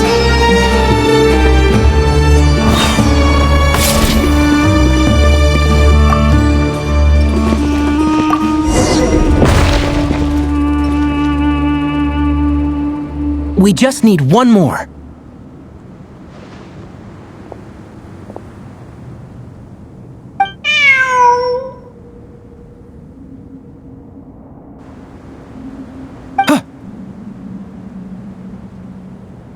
Look! A cat! Could it be the same one Jer mentioned? I don't think we need to worry about startling him. He doesn't seem afraid of people.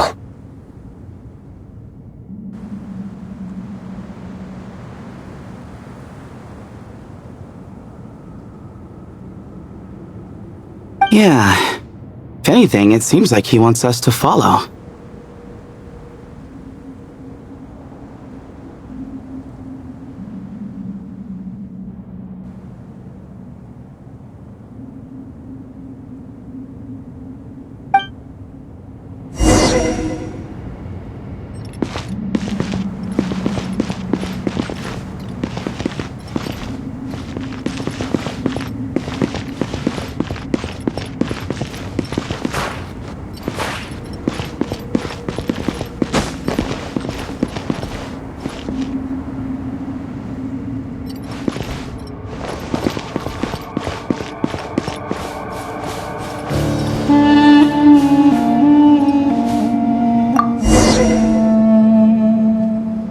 Oh, he led us to the last piece. Who's a good kitty?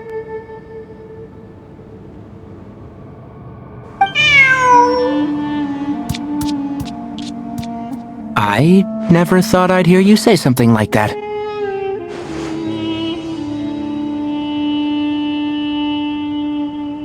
You've clearly never heard how the professor talks to his tomatoes, then.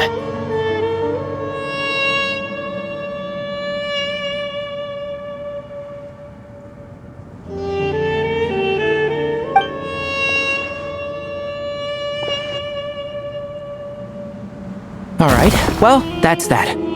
Now, we need to figure out how to get rid of all this dust.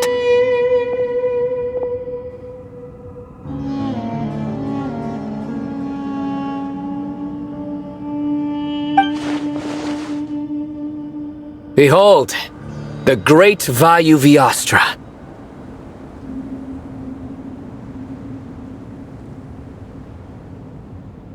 Be honest.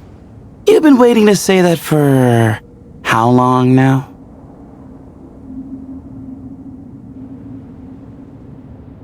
Just activate the mechanism.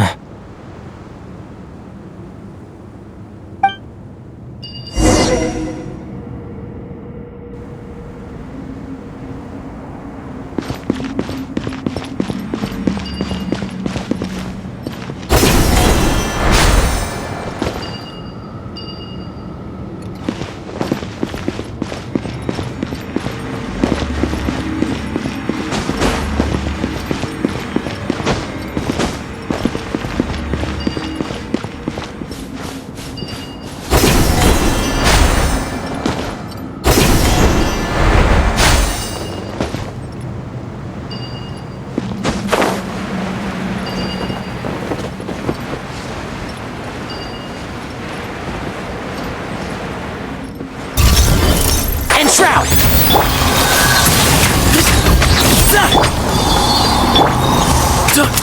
Like a sage's wisdom! Futile! Judgment is upon you. Your penance is due! Huh.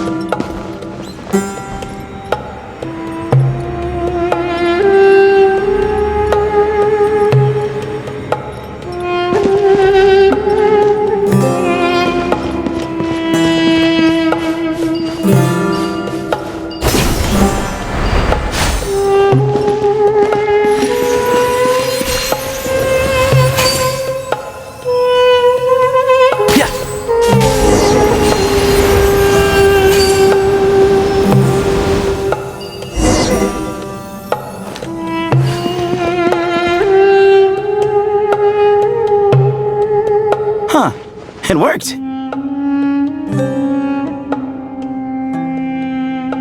It's a picture of...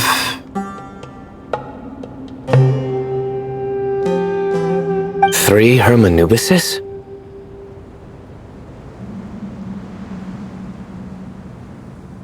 That can't be right. The ears aren't vertical. Oh, true. And the looks fall short. My hat is much better looking.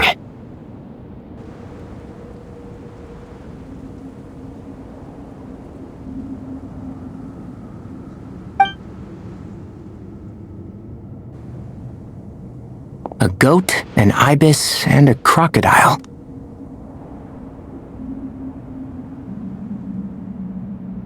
Oh, wow. Our botanist knows more than just plants.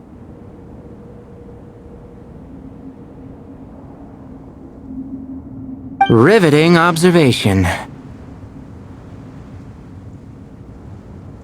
I was just thinking. These three figures look a lot like the 7 pillars of King Deshret.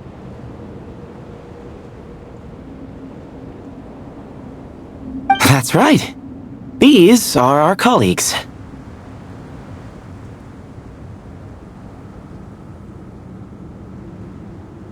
Our what now?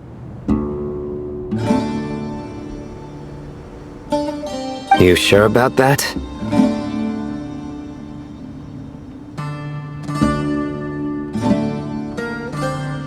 Just kidding. But what I meant by that is, these were Hermanubis' colleagues back then.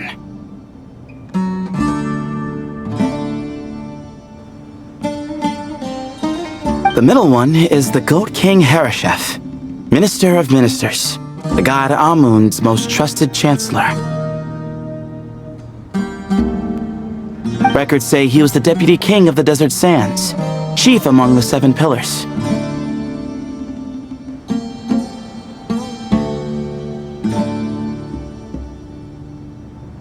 Someone even more impressive than Hermanubis?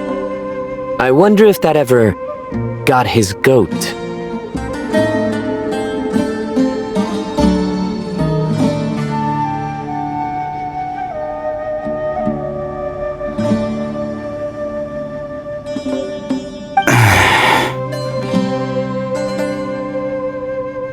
Sorry, couldn't resist.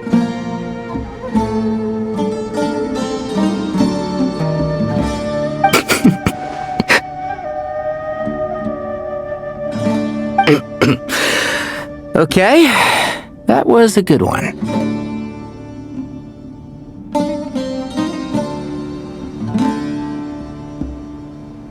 Wait, really? I've got so much more where that came from.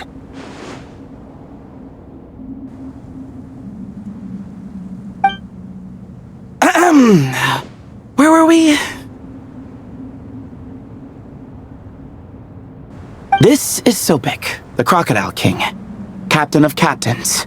As the name suggests, he was a valiant commander and had dominion over all weapons of war.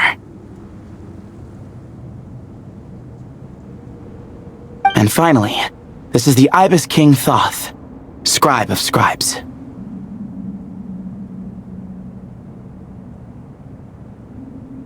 Your memory's pretty impressive. I bet you're almost as good as me at memorizing cards.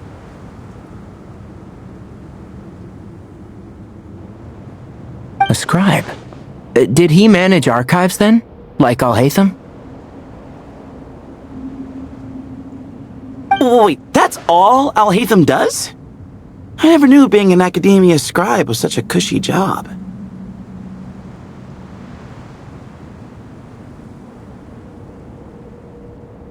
Well, that's how his friend put it, anyway. But it does seem like he has a lot of free time.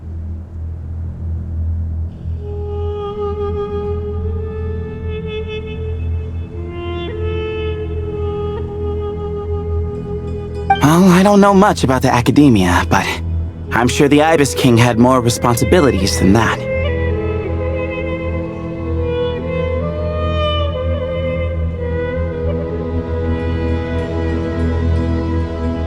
The temple's records say he represented the wisest aspects of King Deshret, inventing the desert script and arcane arts at his king's command.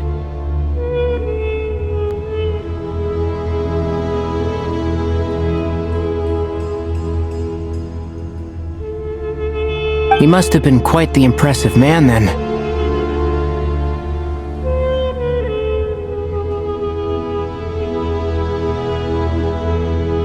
Or creature, depending on how you look at it.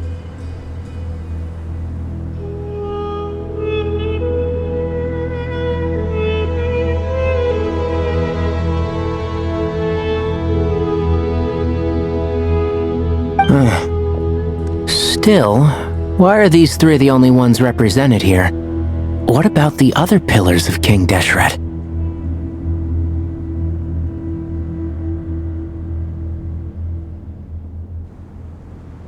Maybe because the 3 of them were extra close?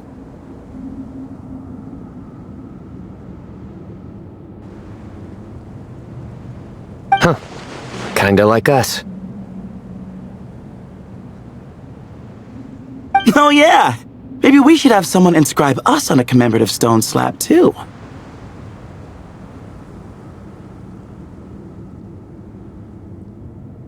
Or we could just take a picture. It would serve the same purpose. Anyway, no more distractions. Huh. Doesn't it look like there's writing carved into the corner?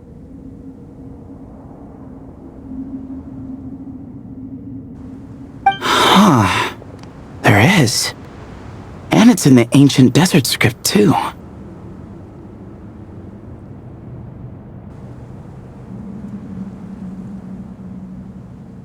Looks like the Ibis King left you some homework. Give me a sec. I'll try and translate it. The ministers are unvirtuous. The scribes unwise. The captains unworthy. My end is not humanity's end.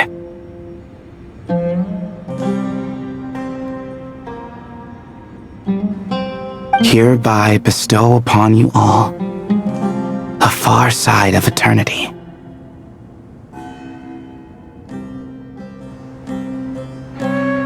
Wait, so they went to Aru?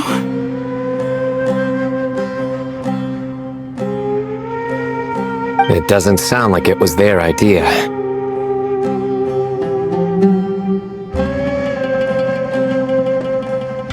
The far side of eternity is said to be the final land of dreams for all desert dwellers. But if such a place did exist, wouldn't it also be an inescapable prison?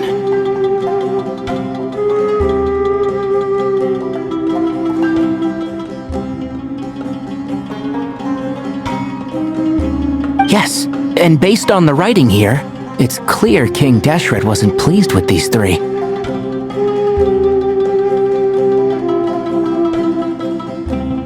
This gift he bestowed upon them seems more like a punishment. Such is the power of a king, I suppose.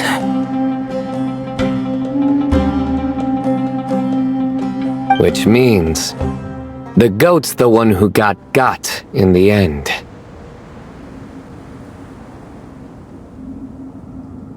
Huh.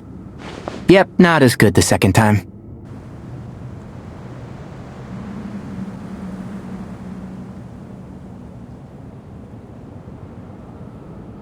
What? Impossible!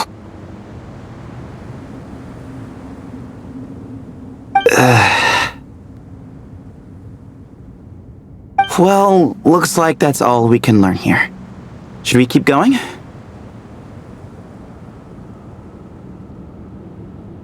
Yes, no time to waste.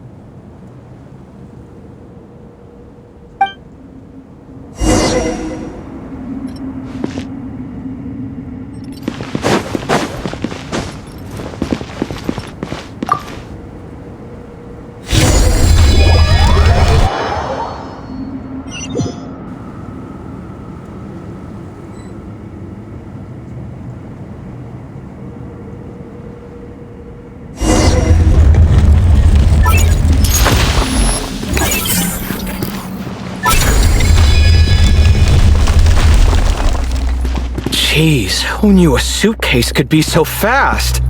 Marak is nothing like this when it comes to housework. Hey, wait up! A scout's job is to take the lead. Just let Marak figure it out. Easy for you to say. I'll be the one doing the repairs if something happens. Why don't you go scout ahead then? When I think of a comeback, I'll let you know. Oh, Marak stopped. What is it? Found something?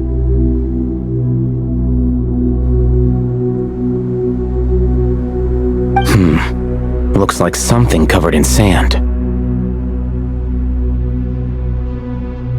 Let's get it out then. Come on.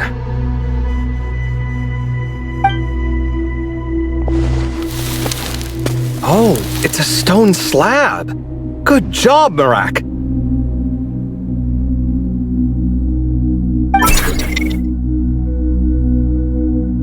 Let's take a look. Huh. looks like this part of the picture goes over there?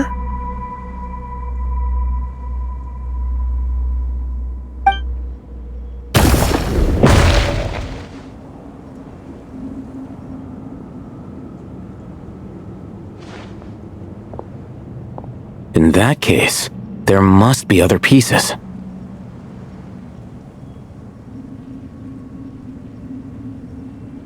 All right, and let's look around. Hey! Why are you sitting down?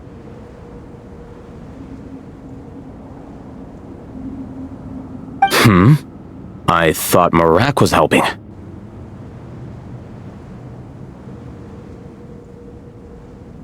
Oh, so you do know what that word means. Great. Are we supposed to just sit back while Marak does all the work?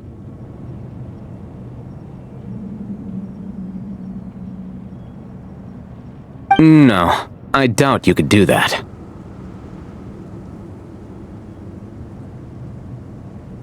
Exactly. But I can.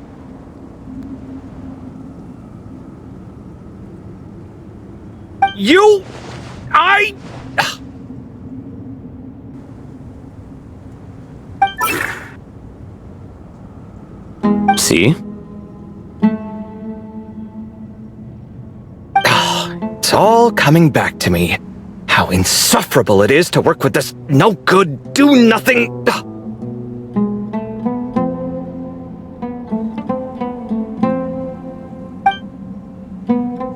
We could be more efficient, I agree.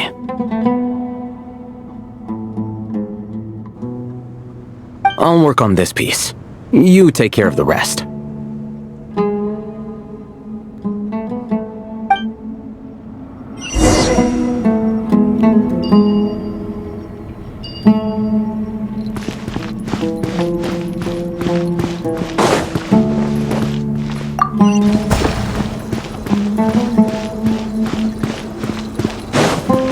Found one!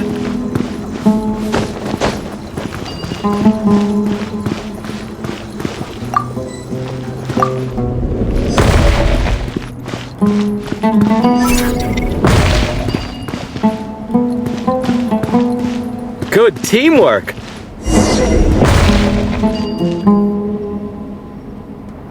Looks like we found them all. The pieces fit together like a glove.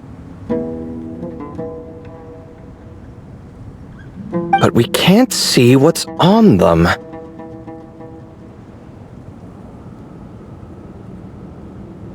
Turn around.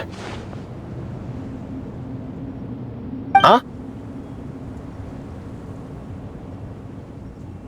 Look. Oh, I've seen this before. It can create strong winds. Just what we need to clean off the slab.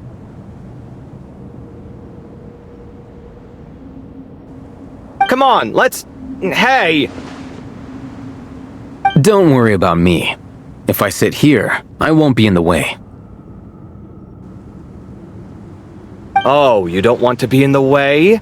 Then sit right in front, so the device can blow you straight back to Sumeru City.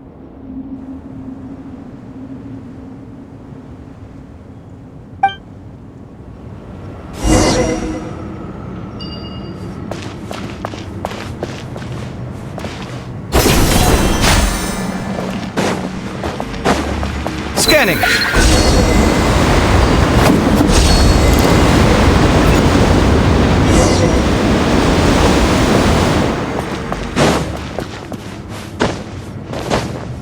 Hip.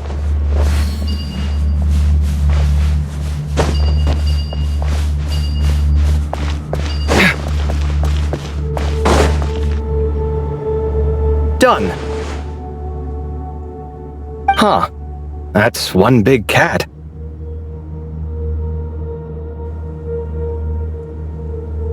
And there's a shattered crown. I think it's depicting some kind of story. Look, there's writing too. The Ibis King answered the young noble, granting him the wisdom he sought.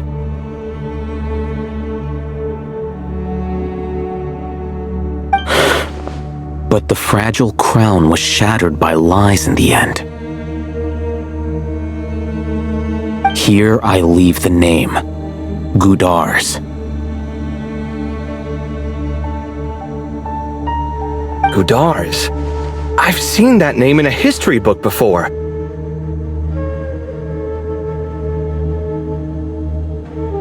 He was a young noble who sought to save his realm, and a king who once united the desert.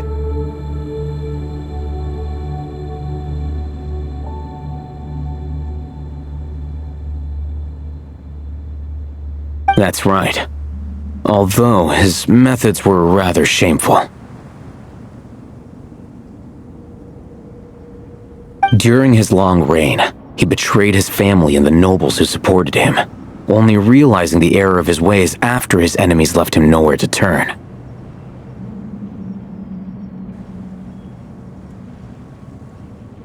But by then, it was too late. Seems like a common occurrence across history. Different people, same mistakes. It's an inevitable pattern, destined to repeat itself.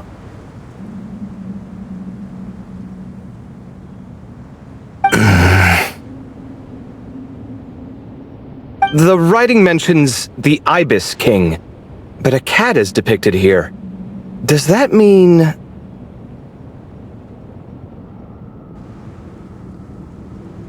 So far, what's depicted on the slab seems true to history. In which case, this cat is either a proxy for the Ibis King or a manifestation of said king himself.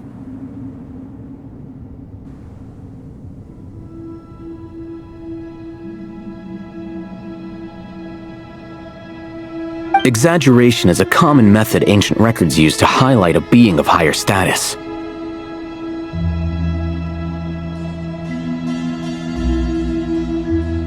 And as we know, Layla and Jur both heard the sound of a cat while escaping the ruin.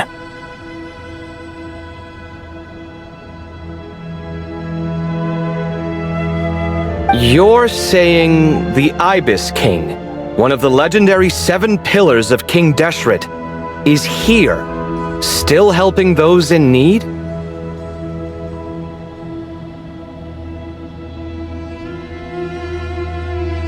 I'm saying we can't rule it out.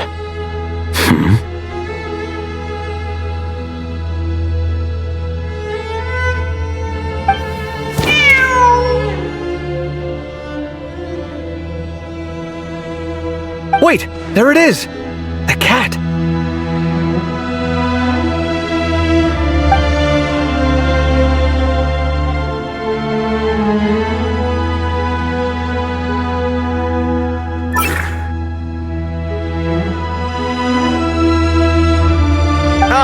Marak went after him!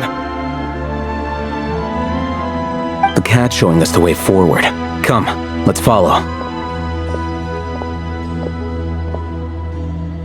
Okay.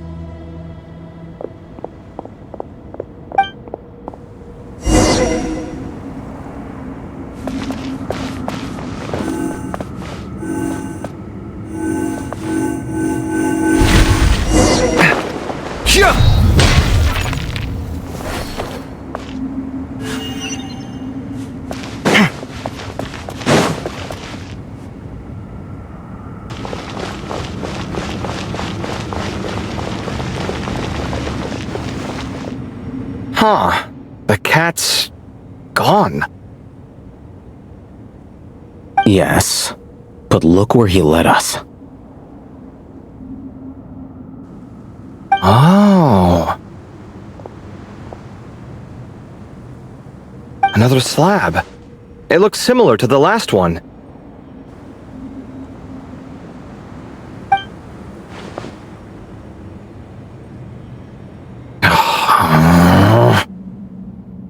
Oh, by all means, take your sweet time. Wouldn't want you to overexert yourself.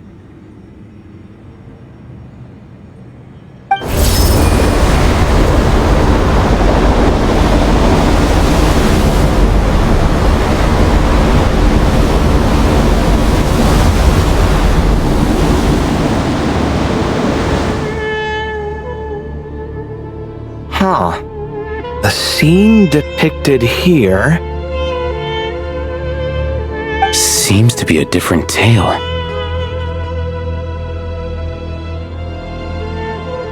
The Ibis King answered the Jinn-blooded dancing girl, granting her the wisdom she sought.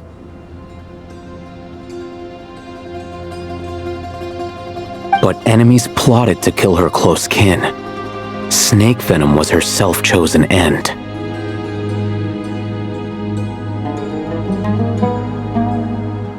Here I leave the name, Makaira. the Temptress of Woe?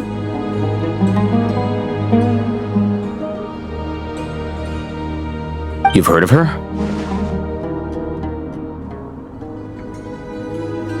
Of course. I don't just sit around doodling all day. She's mentioned in tons of papers about the desert.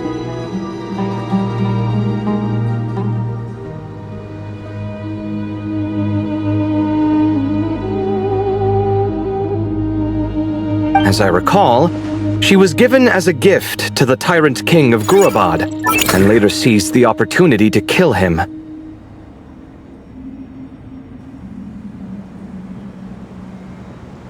After getting her vengeance, she reigned as queen for many years, until her enemies attempted a coup, and she took her own life.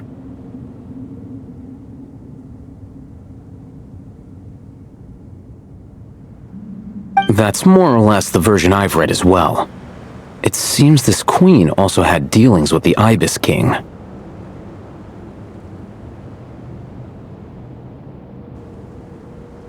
Yeah, I'm starting to find this whole granting wisdom business a bit concerning.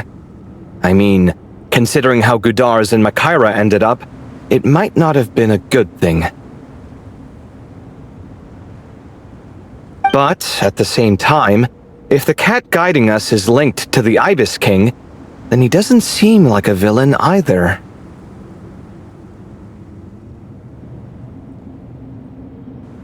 People are complicated, and the same is true of the servants of the gods, no matter their wisdom or power.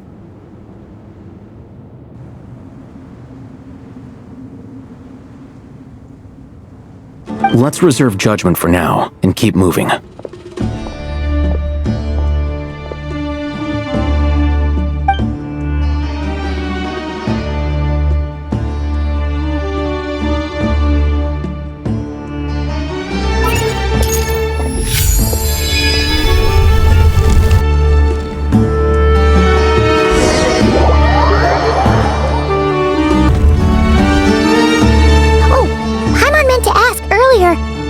Memories come back, Layla?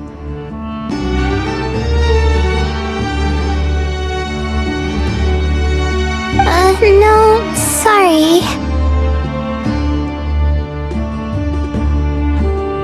To be honest, nothing about this experience feels familiar.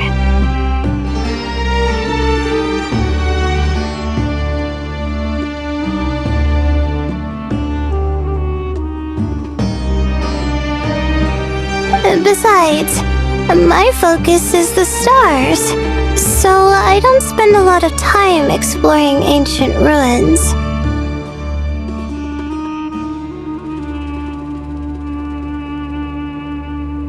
Guess that makes us the senior researchers in this scenario. Stick close, all right, Layla?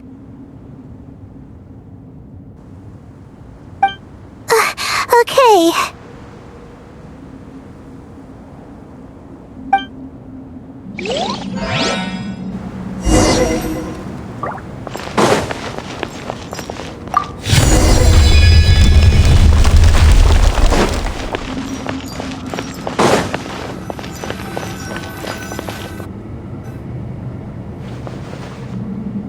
Wow, what a tall ceiling.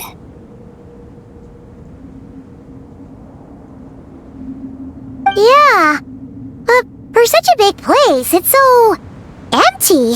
Like no one ever lived here.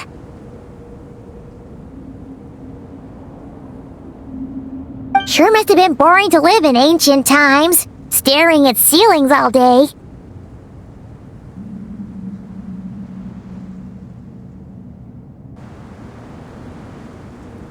Now that you mention it, I've heard some people used to draw star maps on their vaulted ceilings.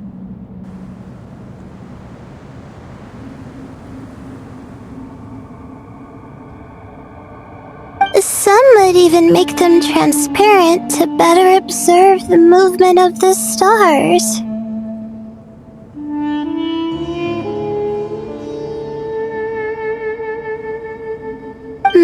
It sounds so nice. Stargazing from the comfort of your own home.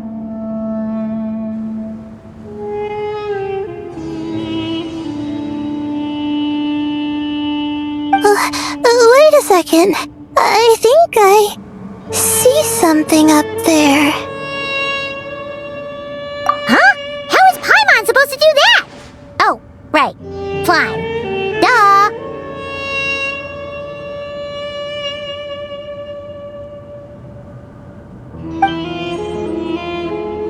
Alright, sit tight, everyone! Adventurer Paimon will be right back!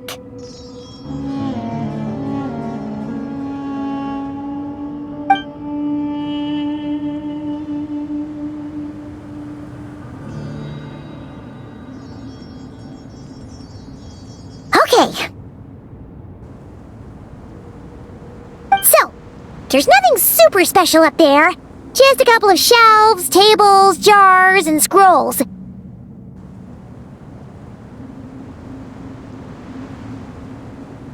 a whole bunch of dust, dirt, and sand. You really want to search through all that stuff?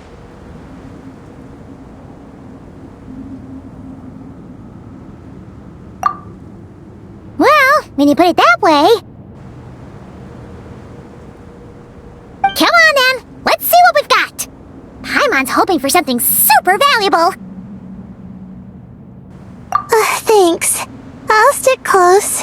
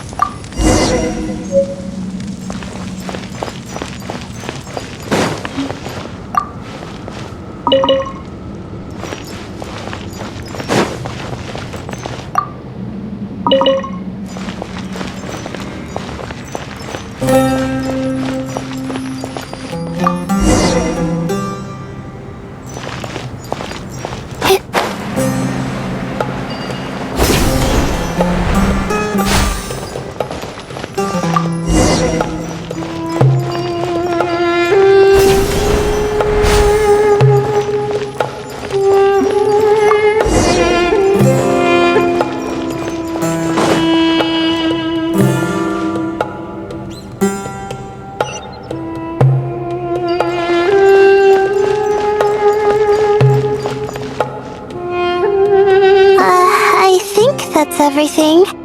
Most of the documents are in the ancient desert script, except these ones. These seem old as well, but the handwriting makes them stand out.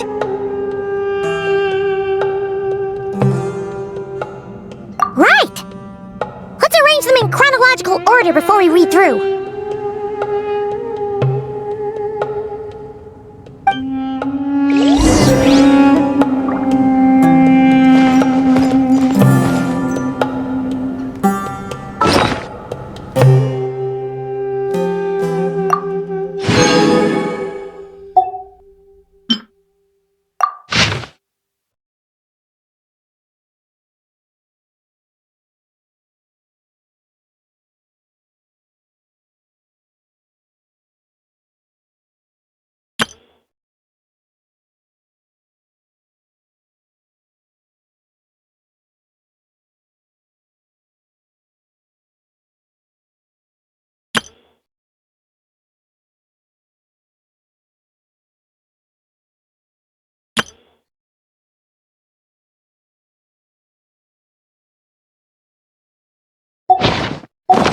Even when...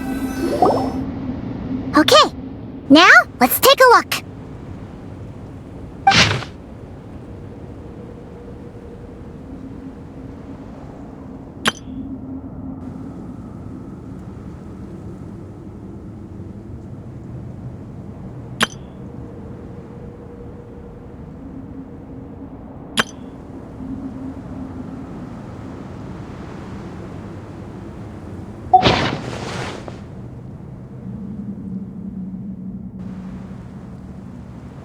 Maybe this person fell in by accident, like Mr. Jur and me.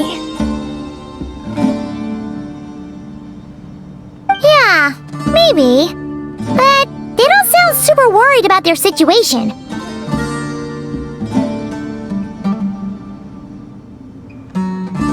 So, either this person's an ace adventurer, like the Traveler, or some kind of super optimist. An optimist, huh? Oh, I wish I could be that sort of person. That's right! You're detailed and passionate. Great qualities for an adventuring buddy. This optimist seems super obsessed with exploring every corner of this place. That could have gotten them in big trouble for all we know.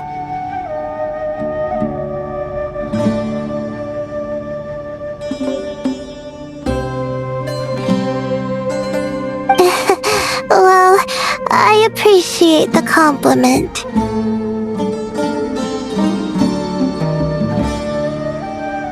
It's almost magical how words like that can make you feel like you can do anything. I only wish that magic could last a little longer. Until I figure out my new study topic, at least.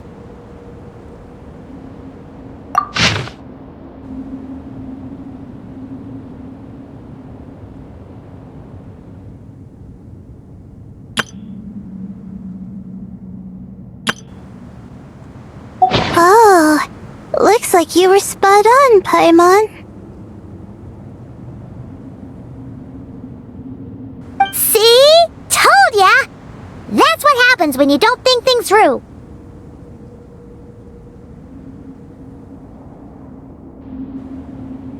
And all this talk about seniors and juniors, he was a student just like you, Layla! Whew, he sure talks a big talk for a student, though. You'd think he was some kind of old scholar instead. Huh. What is it? Did Paimon say something wrong?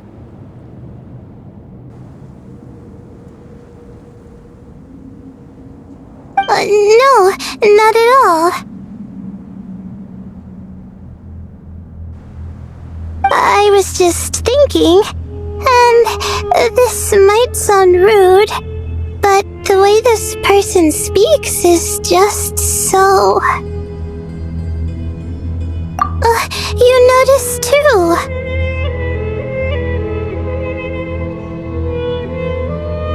I mean, it's good that he helped treat his companion's wound, but it didn't seem like it was out of kindness. More like he was looking out for his own self-interest, or thought he could get something out of it.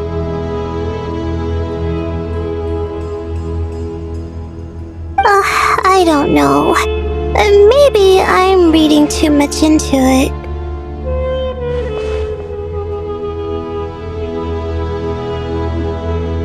Yeah.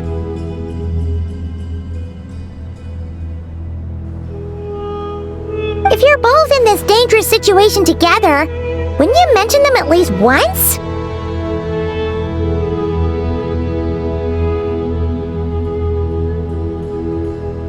If it were Paimon, she would write down the name of every single person she was with. No one would be able to get away.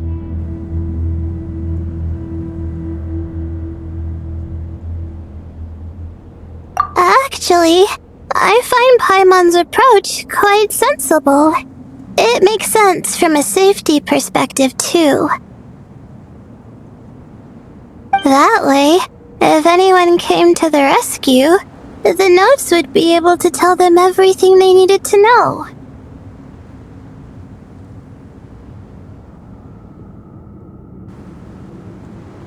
Whoa! That's genius-level thinking!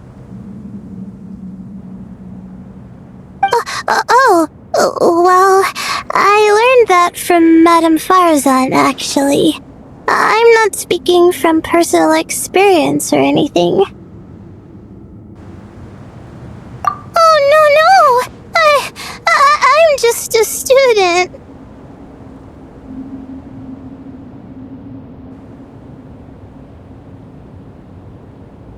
It's fine! You taught us something, so you're our teacher! Simple as that!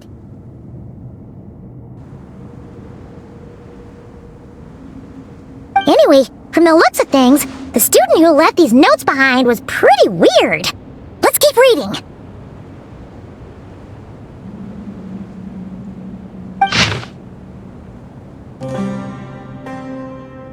Whoa! Hang on! That's a lot of information.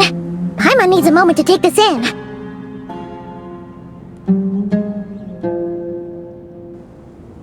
The Ibis King. So, did this person actually meet the Ibis King here? Sorry. Who?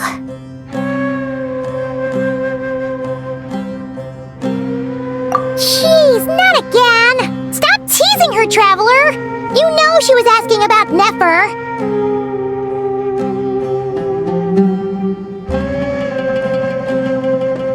Anyway, Nefer's, a friend of ours. And she's mentioned the Ibis King before, but not in much detail.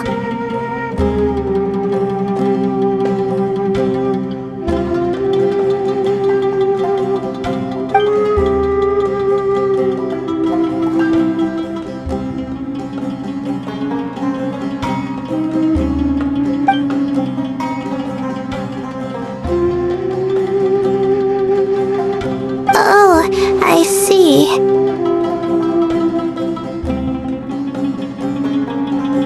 Well, that's not too surprising. Most people in Sumeru know about King Deshret, and most in the academia have at least some knowledge on the 7 pillars.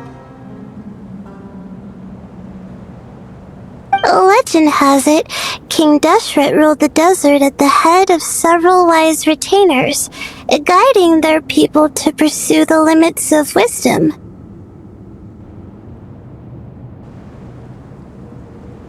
He also left behind treasures for future generations, which continue to be relevant in nearly every research discipline. Now, this message indicates this student and his senior were rescued by the Ibis King.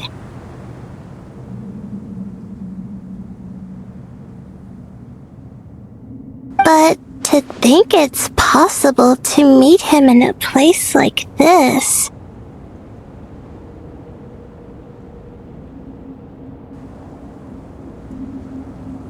We don't know when these notes were written. But didn't the 7 pillars disappear a long time ago?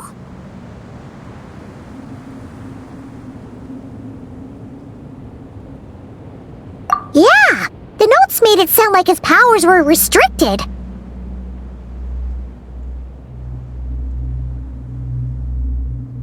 Also, the mention of this form? What is that supposed to mean?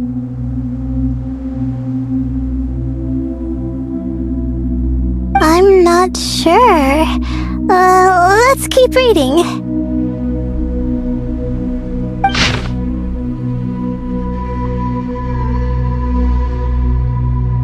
Oh! This is the last page! There's even a signature at the end!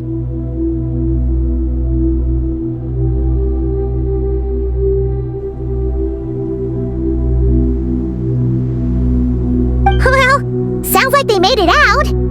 Guess it was a happy ending after all. Wait. But it says, the Ibis King cannot be trusted. Huh. Our friend said something similar. That the Ibis King was a liar.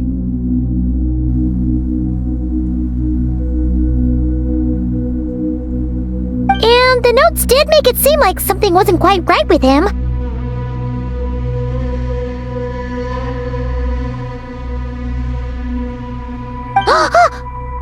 Maybe he wasn't one of the 7 pillars at all, but some kind of con artist.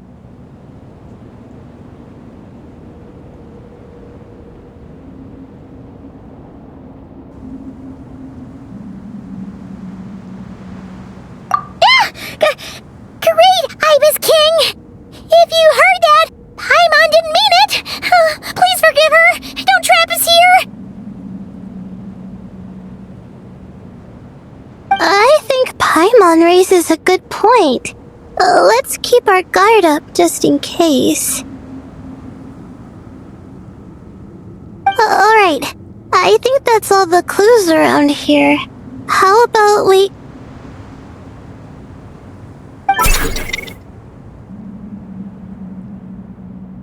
Oh! It's Marak! That means Kaveh and the others should be around here, right? Hello? Anyone up there? Can you hear us? Yeah, we can! You know, sound travels just fine in an empty chamber like this. You don't have to shout.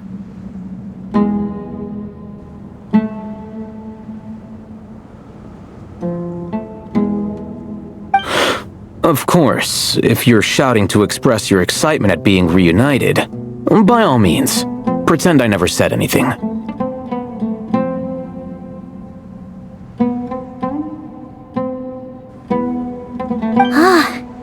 Yelling like this is kinda exhausting. Come on, let's head back down.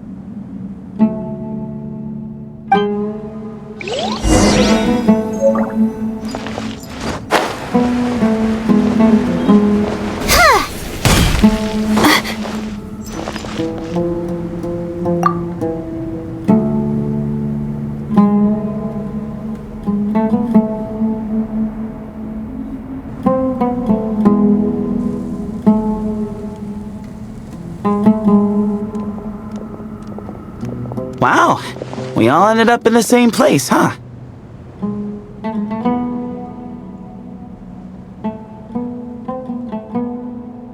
Yeah, what a coincidence. Indeed. Or as I like to call it, the chai factor.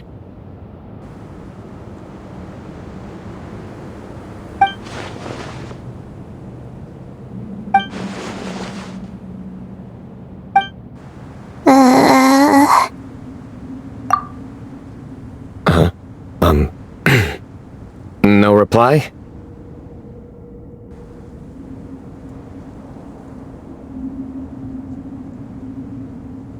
Just say it. All right. Because it's spice to sweet brew again. Oh, hey, that's a new version. Wait, what? You've never heard that one?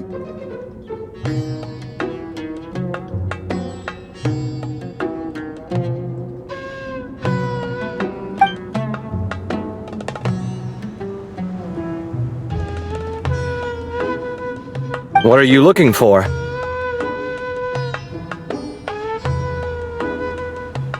A place to sit and read my book.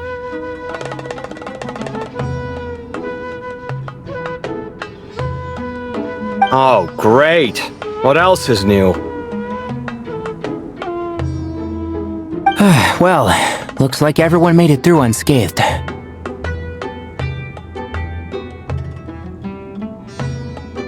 let's take this chance to get some water, rest a bit, and discuss what we learned. Sound good? Yeah, let's debrief.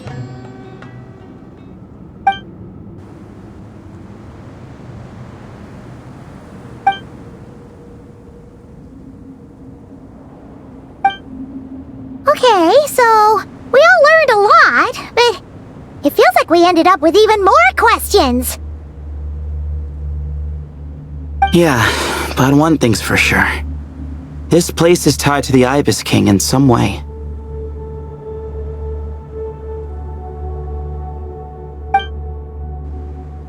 Hey, Sino. You're the current representative of Hermanubis. Can you call him up for a sec?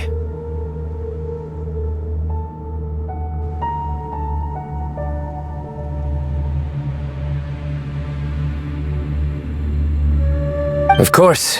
Just let me sense his presence.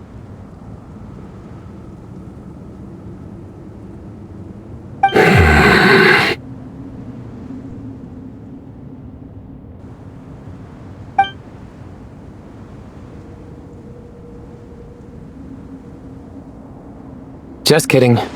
I can't sense him at all.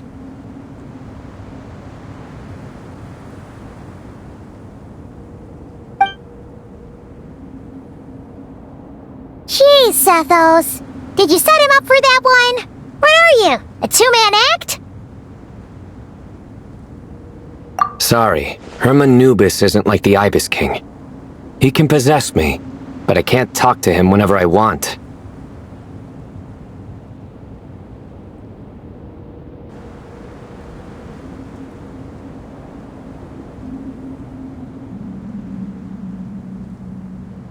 Oh, truly? Does that mean he's gone? Oh, I would have liked to reminisce about old times with him.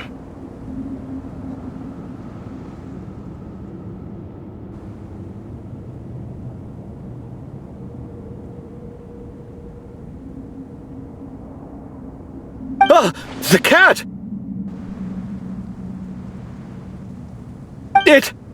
It speaks! Of course it speaks. In fact, it is not an it at all. You do me a great offense.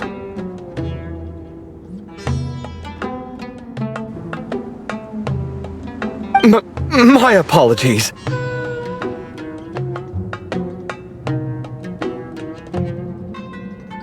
Esteemed cats, sir?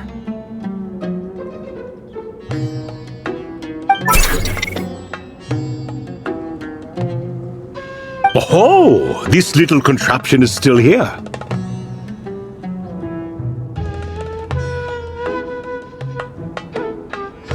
Contraption? No, this is Marak.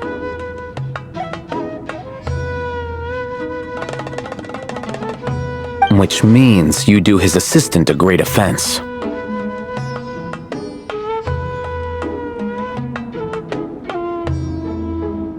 Huh? Well, I didn't mean... Well, I apologize. I wasn't referring to this Marak, but rather the thing that operates it. King Deshret was quite partial to it.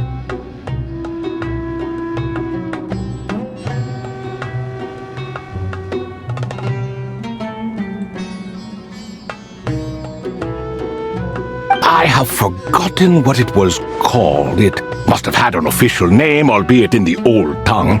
Even if I did remember, I would need to translate it into modern language.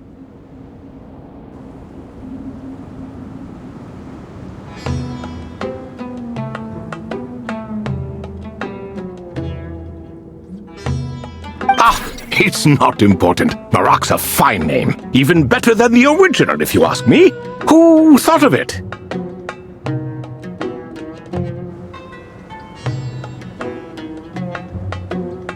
And the remodeling, quite well done indeed. This Marak looks much happier in its current form.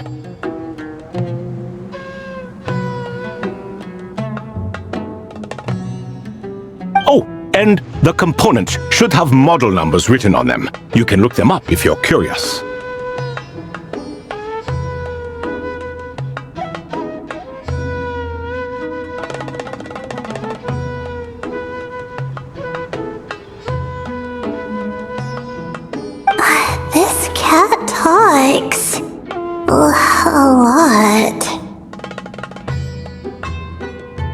quite the one-sided conversation. Is this what the Ibis King was like? He seems quite eloquent. I wonder if he plays cards. Ha! I knew Marak was a great name. Go me! Let's see, what page was I on again? Should have brought a bookmark. That all went over Paimon's head.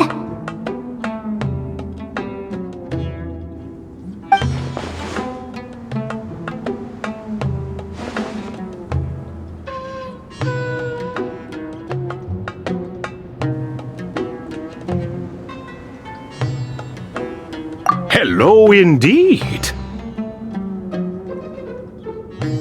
For you to know my name. Yes, I was not mistaken. You are special among your companions.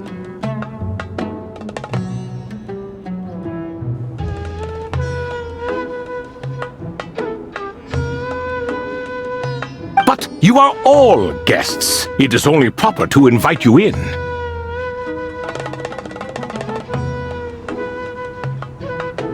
Come then, this way.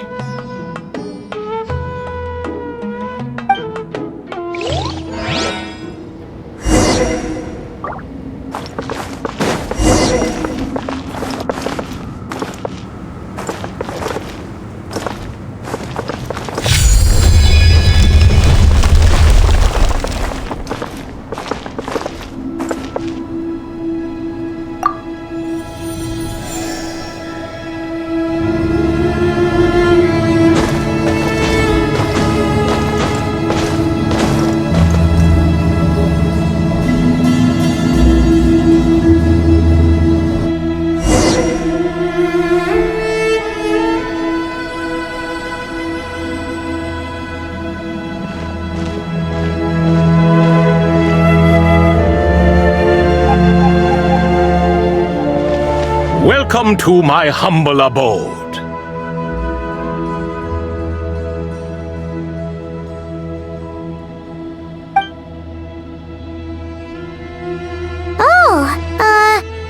Your house sure is spacious, Lord Ibis King.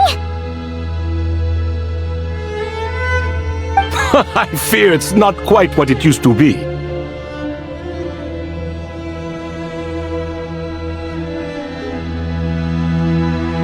In fact, it has long ceased to be my home at all. It belongs to the descendants of the cats I once raised.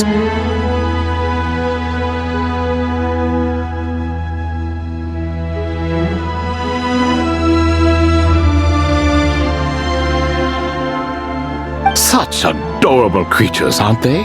Take the one I'm borrowing here, for instance. A chubby fellow with such lovely fur.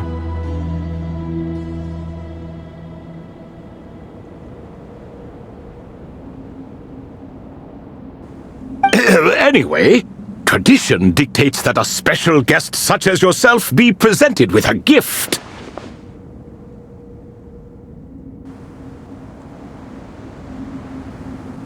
Alas, it's a first-come, first-served basis, you see.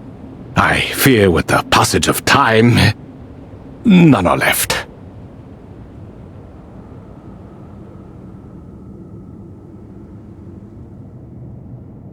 What?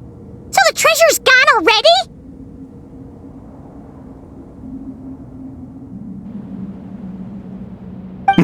Treasure, you say? Not an inaccurate description.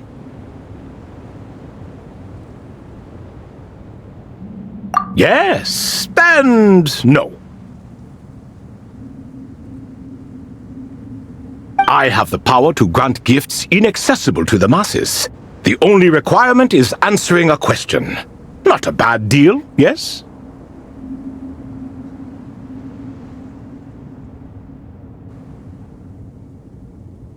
Of course, my questions were given unto me by King Deshret, who in turn received them from the Mistress of Flowers. There are 3 and no more.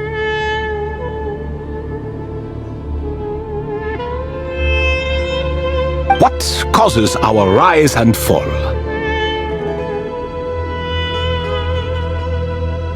What obliterates love and hate? What determines truth and falsehood?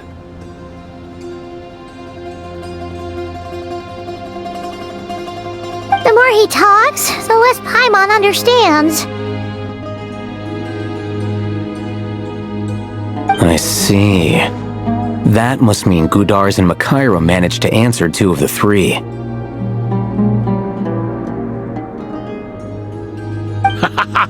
Another who understands. Oh, so that's the event those 2 slabs are depicting.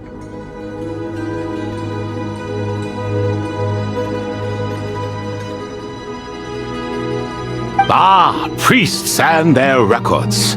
A singular obsession, and quite boring, too. After being imprisoned within Aru, I could, on occasion, take the form of a cat to converse with those around me. But I despised speaking to them.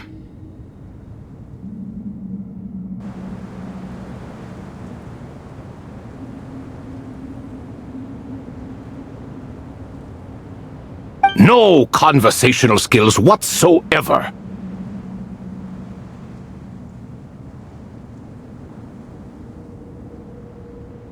Now, humans like you who stumble in here from time to time, you are much more interesting.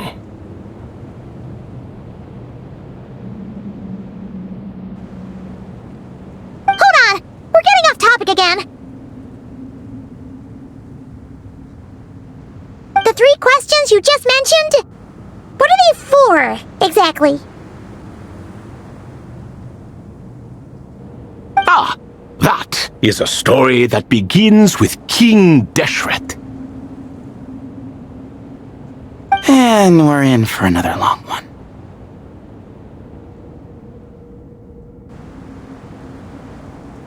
Nostalgia for the past is common to us all, is it not?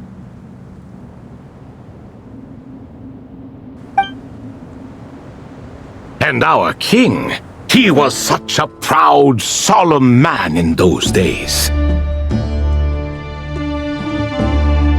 He watched us speak of the present and the future, of the wisdom we possessed or were about to obtain.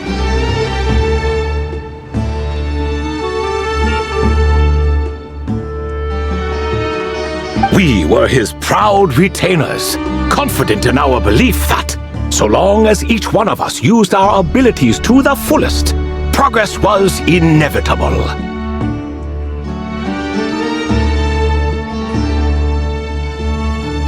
Yet, King Deshret's ambition was not destined to be allowed in a closed-off world such as this, so nothing went as planned.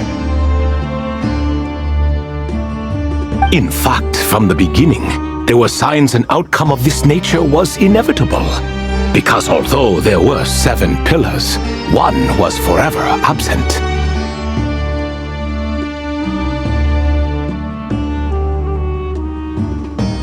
Al-Ahmar would insist the Dendro Dragon Sovereign was one of us, but the dragon herself rejected that idea.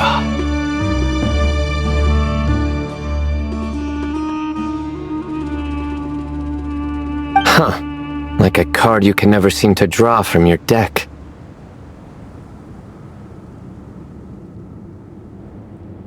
More like a card that was never in the deck to begin with. Alas, that's just who Al-Ahmar was. There was nothing we could do about that.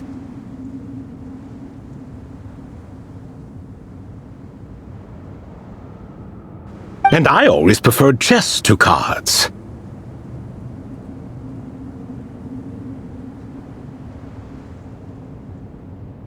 In the end, life grew unbearable for our king.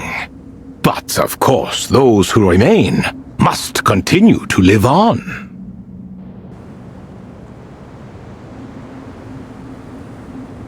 But subjects like us were less fortunate. After all, the fate of a retainer is decided by the king, including the chance to walk away. So it was then that King Deshret had Kroko, Goti, and I locked up within Aru, where we remain to this day.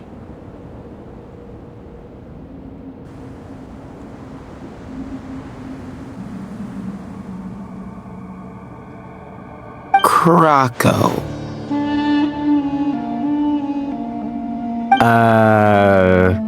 Goti? Ah, of course. You're more familiar with their full names. Sobek, the Crocodile King, and Hereshef, the Goat King.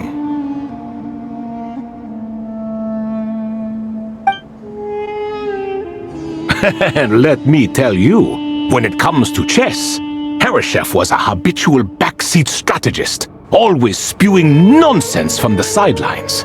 Well, Sobek was all too quick to take his terrible advice, to the point where I was the one who got accused of cheating.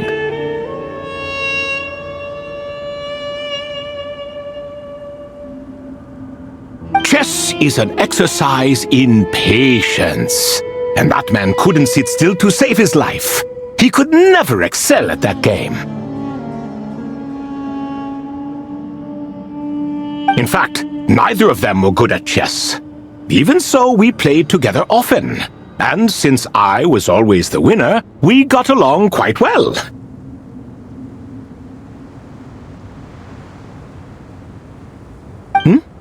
What are you laughing at? Were we not good friends?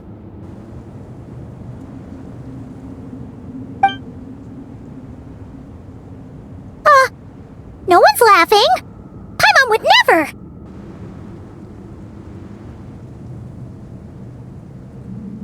No, not you. It's Goti. He's laughing for no reason again. Can you not hear him?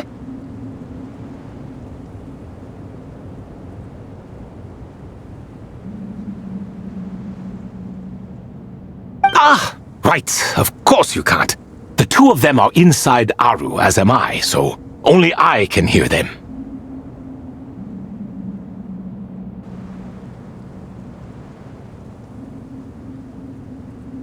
What is even going on here? Has he, like, started to lose it after being trapped for so long? That does happen to prisoners serving life sentences.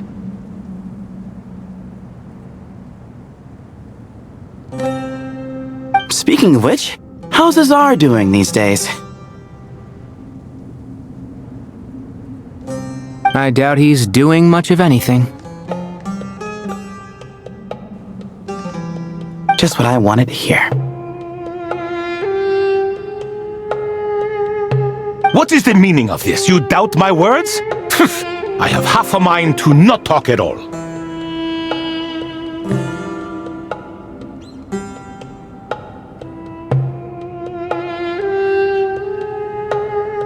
Oh, no. They're not questioning you, Lord Ibis King, just discussing other things. Please, continue.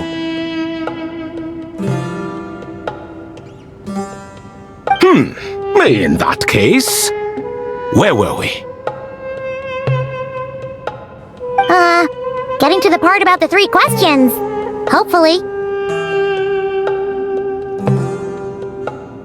Ah, yes, we're almost there.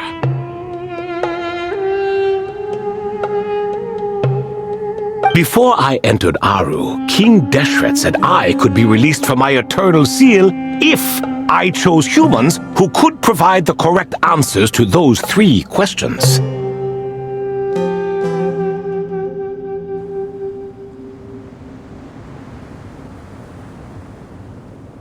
The first person who caught my eye was Gudar's. I asked him, "What causes our rise and fall?" He answered, "Conspiracy and betrayal, for it renders the righteous and wise unable to succeed, and thus nations fall."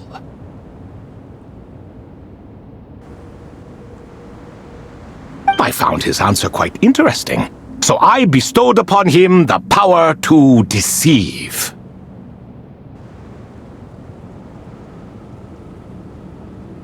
The second human I chose was Makira. I asked her, "What obliterates love and hate?" She said unto me, "I have nothing left to lose. Vengeance alone can quench both love and hate." I found this to be another fascinating response, so I granted her the power to be loved. But both of them ended up...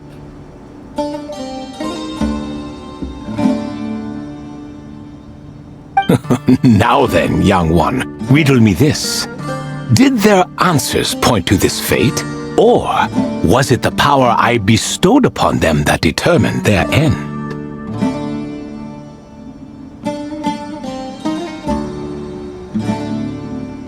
I'm just an observer who doesn't understand their circumstances, so I can't answer.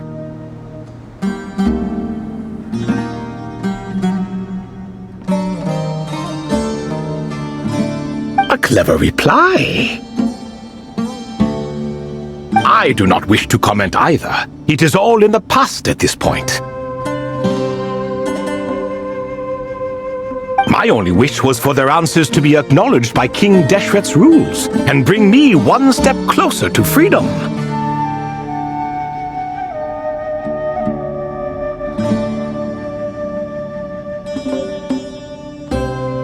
As for the final person, her fate remains to be seen, so I will not reveal her name.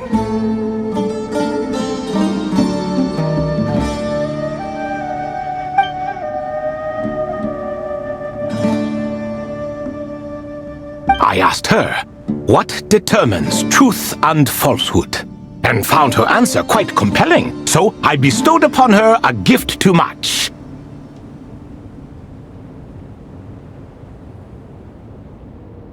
As you can see, however, I have not been freed, so it's clear the answer she gave at that time was wrong.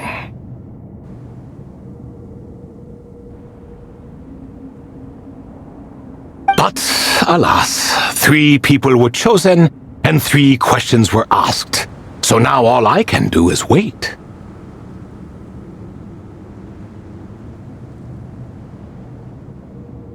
Wait until her wisdom is in line with the rules set forth by my king. Until she has found the true answer to that question.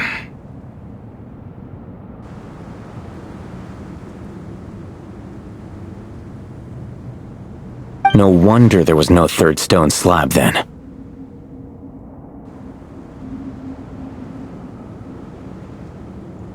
Or perhaps you're just not ready to include her in the story. Though, that might be a generous interpretation.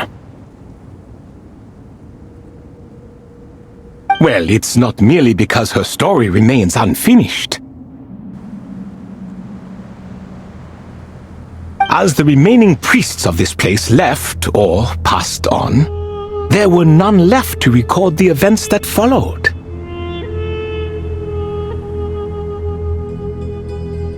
Besides, stone slabs are few and far between in the Great Red Sands. In the sprawling desert, very few things or people even manage to leave a trace. But sometimes I can't help but wonder,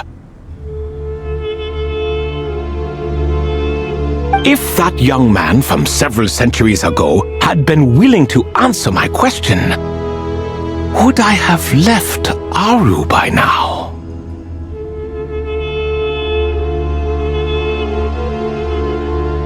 Wait, so there was someone else?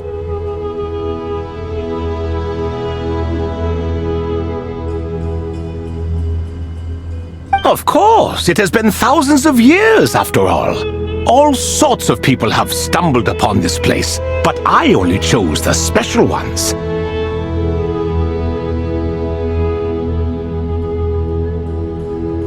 That young man had such a singular intelligence though his companion, by contrast, was rather average.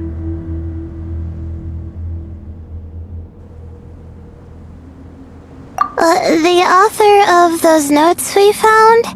The student named Zondik? Ah, yes, I think that was his name.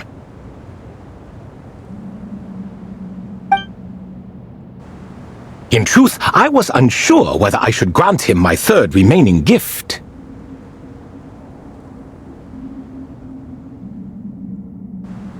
He was, of course, exceedingly clever, but he was also mistrustful and narcissistic in equal measure, and there did not seem to be a line he was unwilling to cross.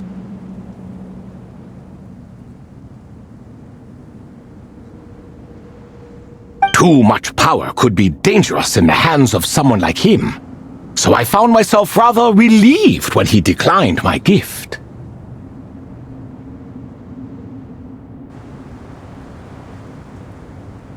Oh, he turned you down? Did he give a reason? Yes. He said he didn't need it.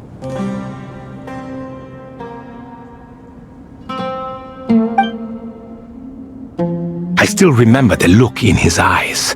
Nothing stood out per se, and still I could sense contempt and disdain radiating from his gaze.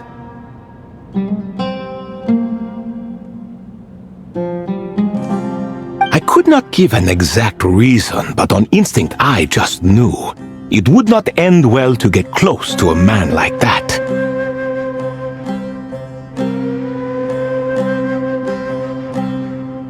So, I tricked him. Stick close to your companion, I said. Only the descendants of Tuletula can come and go as they please. Leave him behind, and there is no escape for you.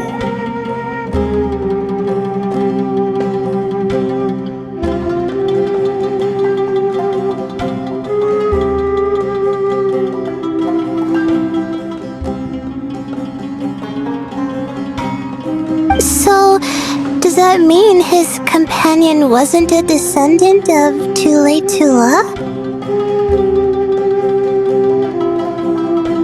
Oh no, that part was true. The lie was in the other half. Anyone can enter or exit this place. There are no restrictions.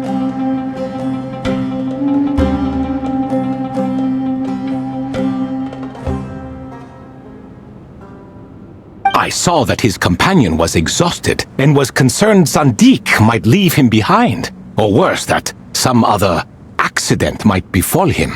So I made up an excuse to prevent Zondik from going a step too far.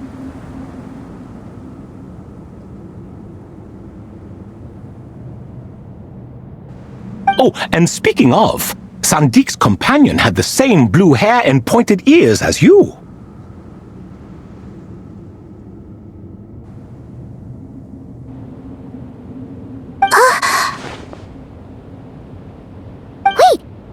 Does that mean Layla's also a descendant of Tuletula? Indeed. When Hermanubis founded that city, he took in many who had nowhere else to go. Today their progeny are scattered to the four winds, and indeed are far more numerous than I could have imagined.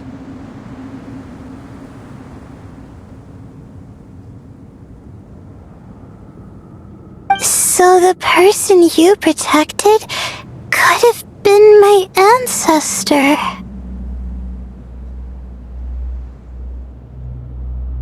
Yes, yes. You're very welcome for that.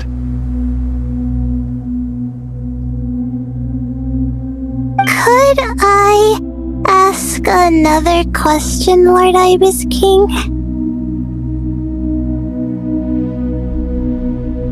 Of course. I have nothing but time, I'm afraid.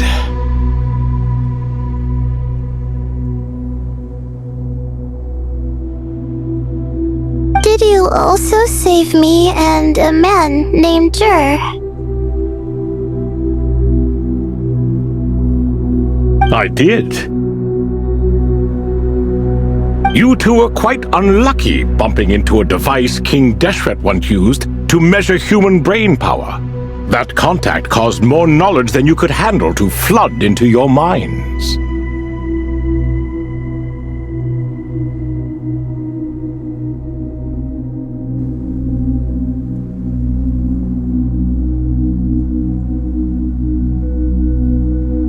So I replaced that knowledge with simpler, repetitive information.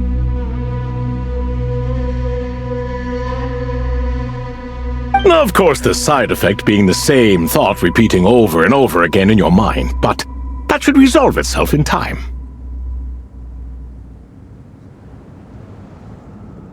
How many moons are there in the sky? Yes, that was the phrase I used in your head. I forgot the other one, though. I believe it had something to do with food. Both were spur-of-the-moment decisions, so no need to dwell on the meaning too much.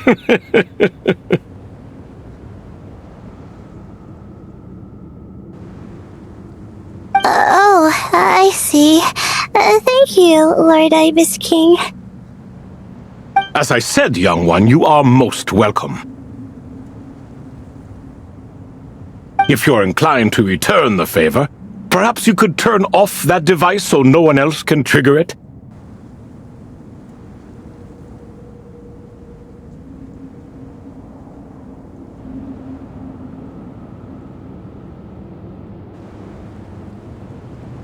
There's only so much a cat's paw can do, so I'm afraid this is something I must leave to you. Or Marak, I suppose.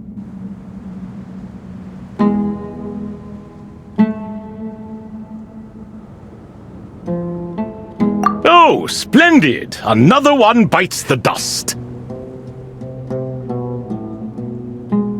Such is the fate of things here. Day by day, little by little, the remnants of ages past fade into obscurity. For that reason, the gifts of bygone eras, be they tied to your blood or technological in nature, are not to be revered. They are tools, nothing more.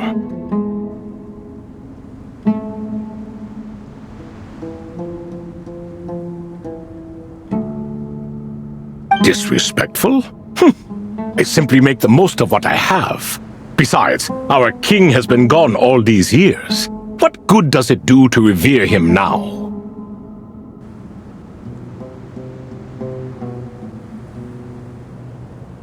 Oh, are you talking to the Goat King again? No, Croco this time.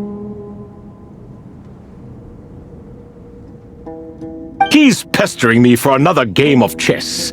Says he wants to even the score. Wishful thinking, if you ask me. If we counted one push-up for every loss, he'd owe me 300,000 by now. Of course, that's just a rough estimate. I've never kept count.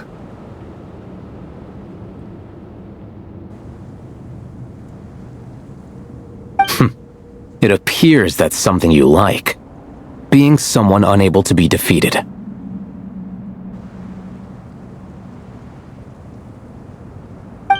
I suppose so. All right then. Time for me to extend my winning streak, and for you all to head home.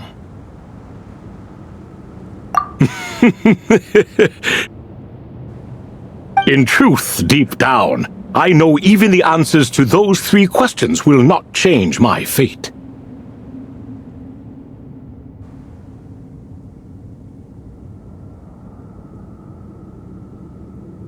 But that is for me to reckon with. Go on now.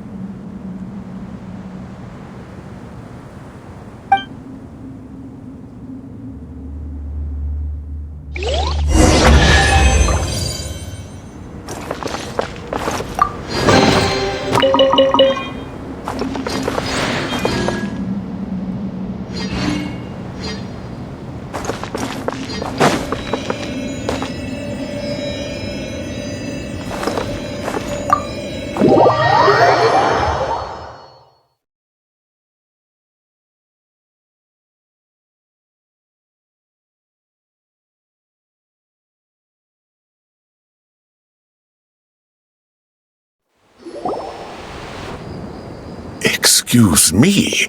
Do you even know what time it is? I've harvested 3 crops of tomatoes while you've been gone.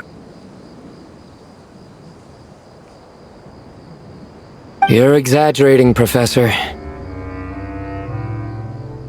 I'm making a point. There's a difference.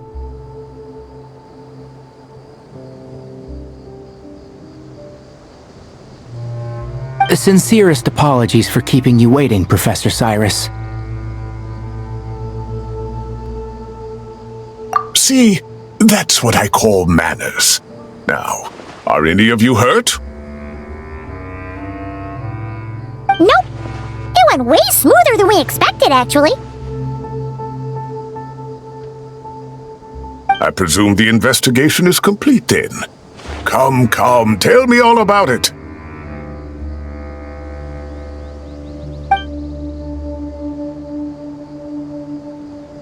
Oh my, did you luck out?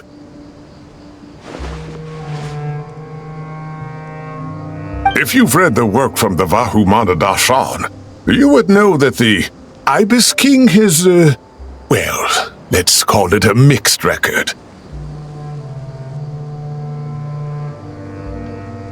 Perhaps he softened up a bit in his old age, and that's why he chose to help you.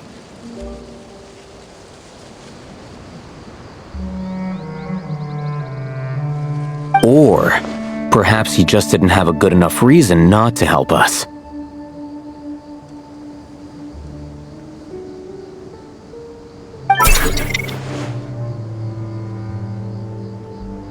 See? Marak agrees. How do you even know that's what Marak meant? That could have just been a happy noise.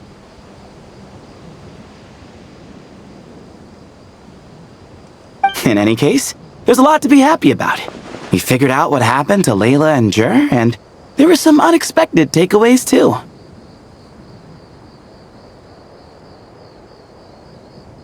Yeah, I never expected to learn about my ancestry.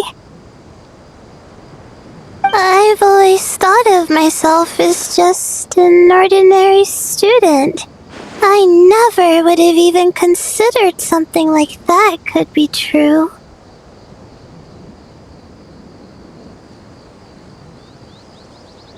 Come to think of it, our ancestors might even have been friends at some point. Huh? You're right. Maybe I should take a trip back home to see if I can find any records about that. Oh, I was just throwing that out there. I wouldn't want you to go to the trouble.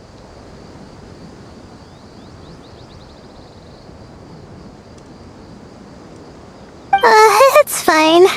My advisor gave me a break, and I still have a few days left, so... Oh, wait. My study topic. I haven't made any progress at all. No.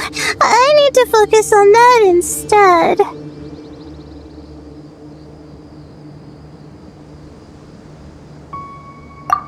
Right. Couldn't you help her, Professor?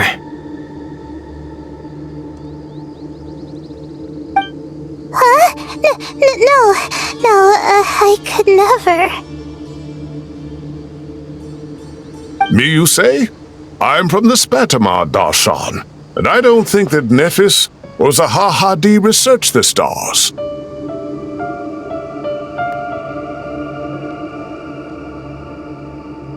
All I have to offer are my homegrown tomatoes.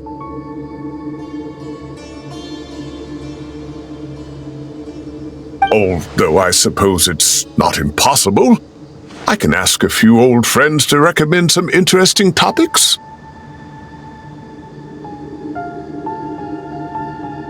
You really don't have to.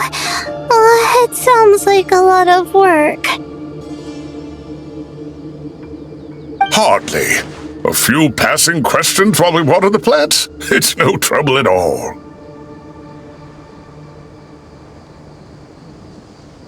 Thank you so much. Of course. Now it's getting late, and you all must be tired. Let's wrap things up here. Some say desert nights are the sun taking mercy on us after the heat of the day. So, let's leave while she still feels merciful.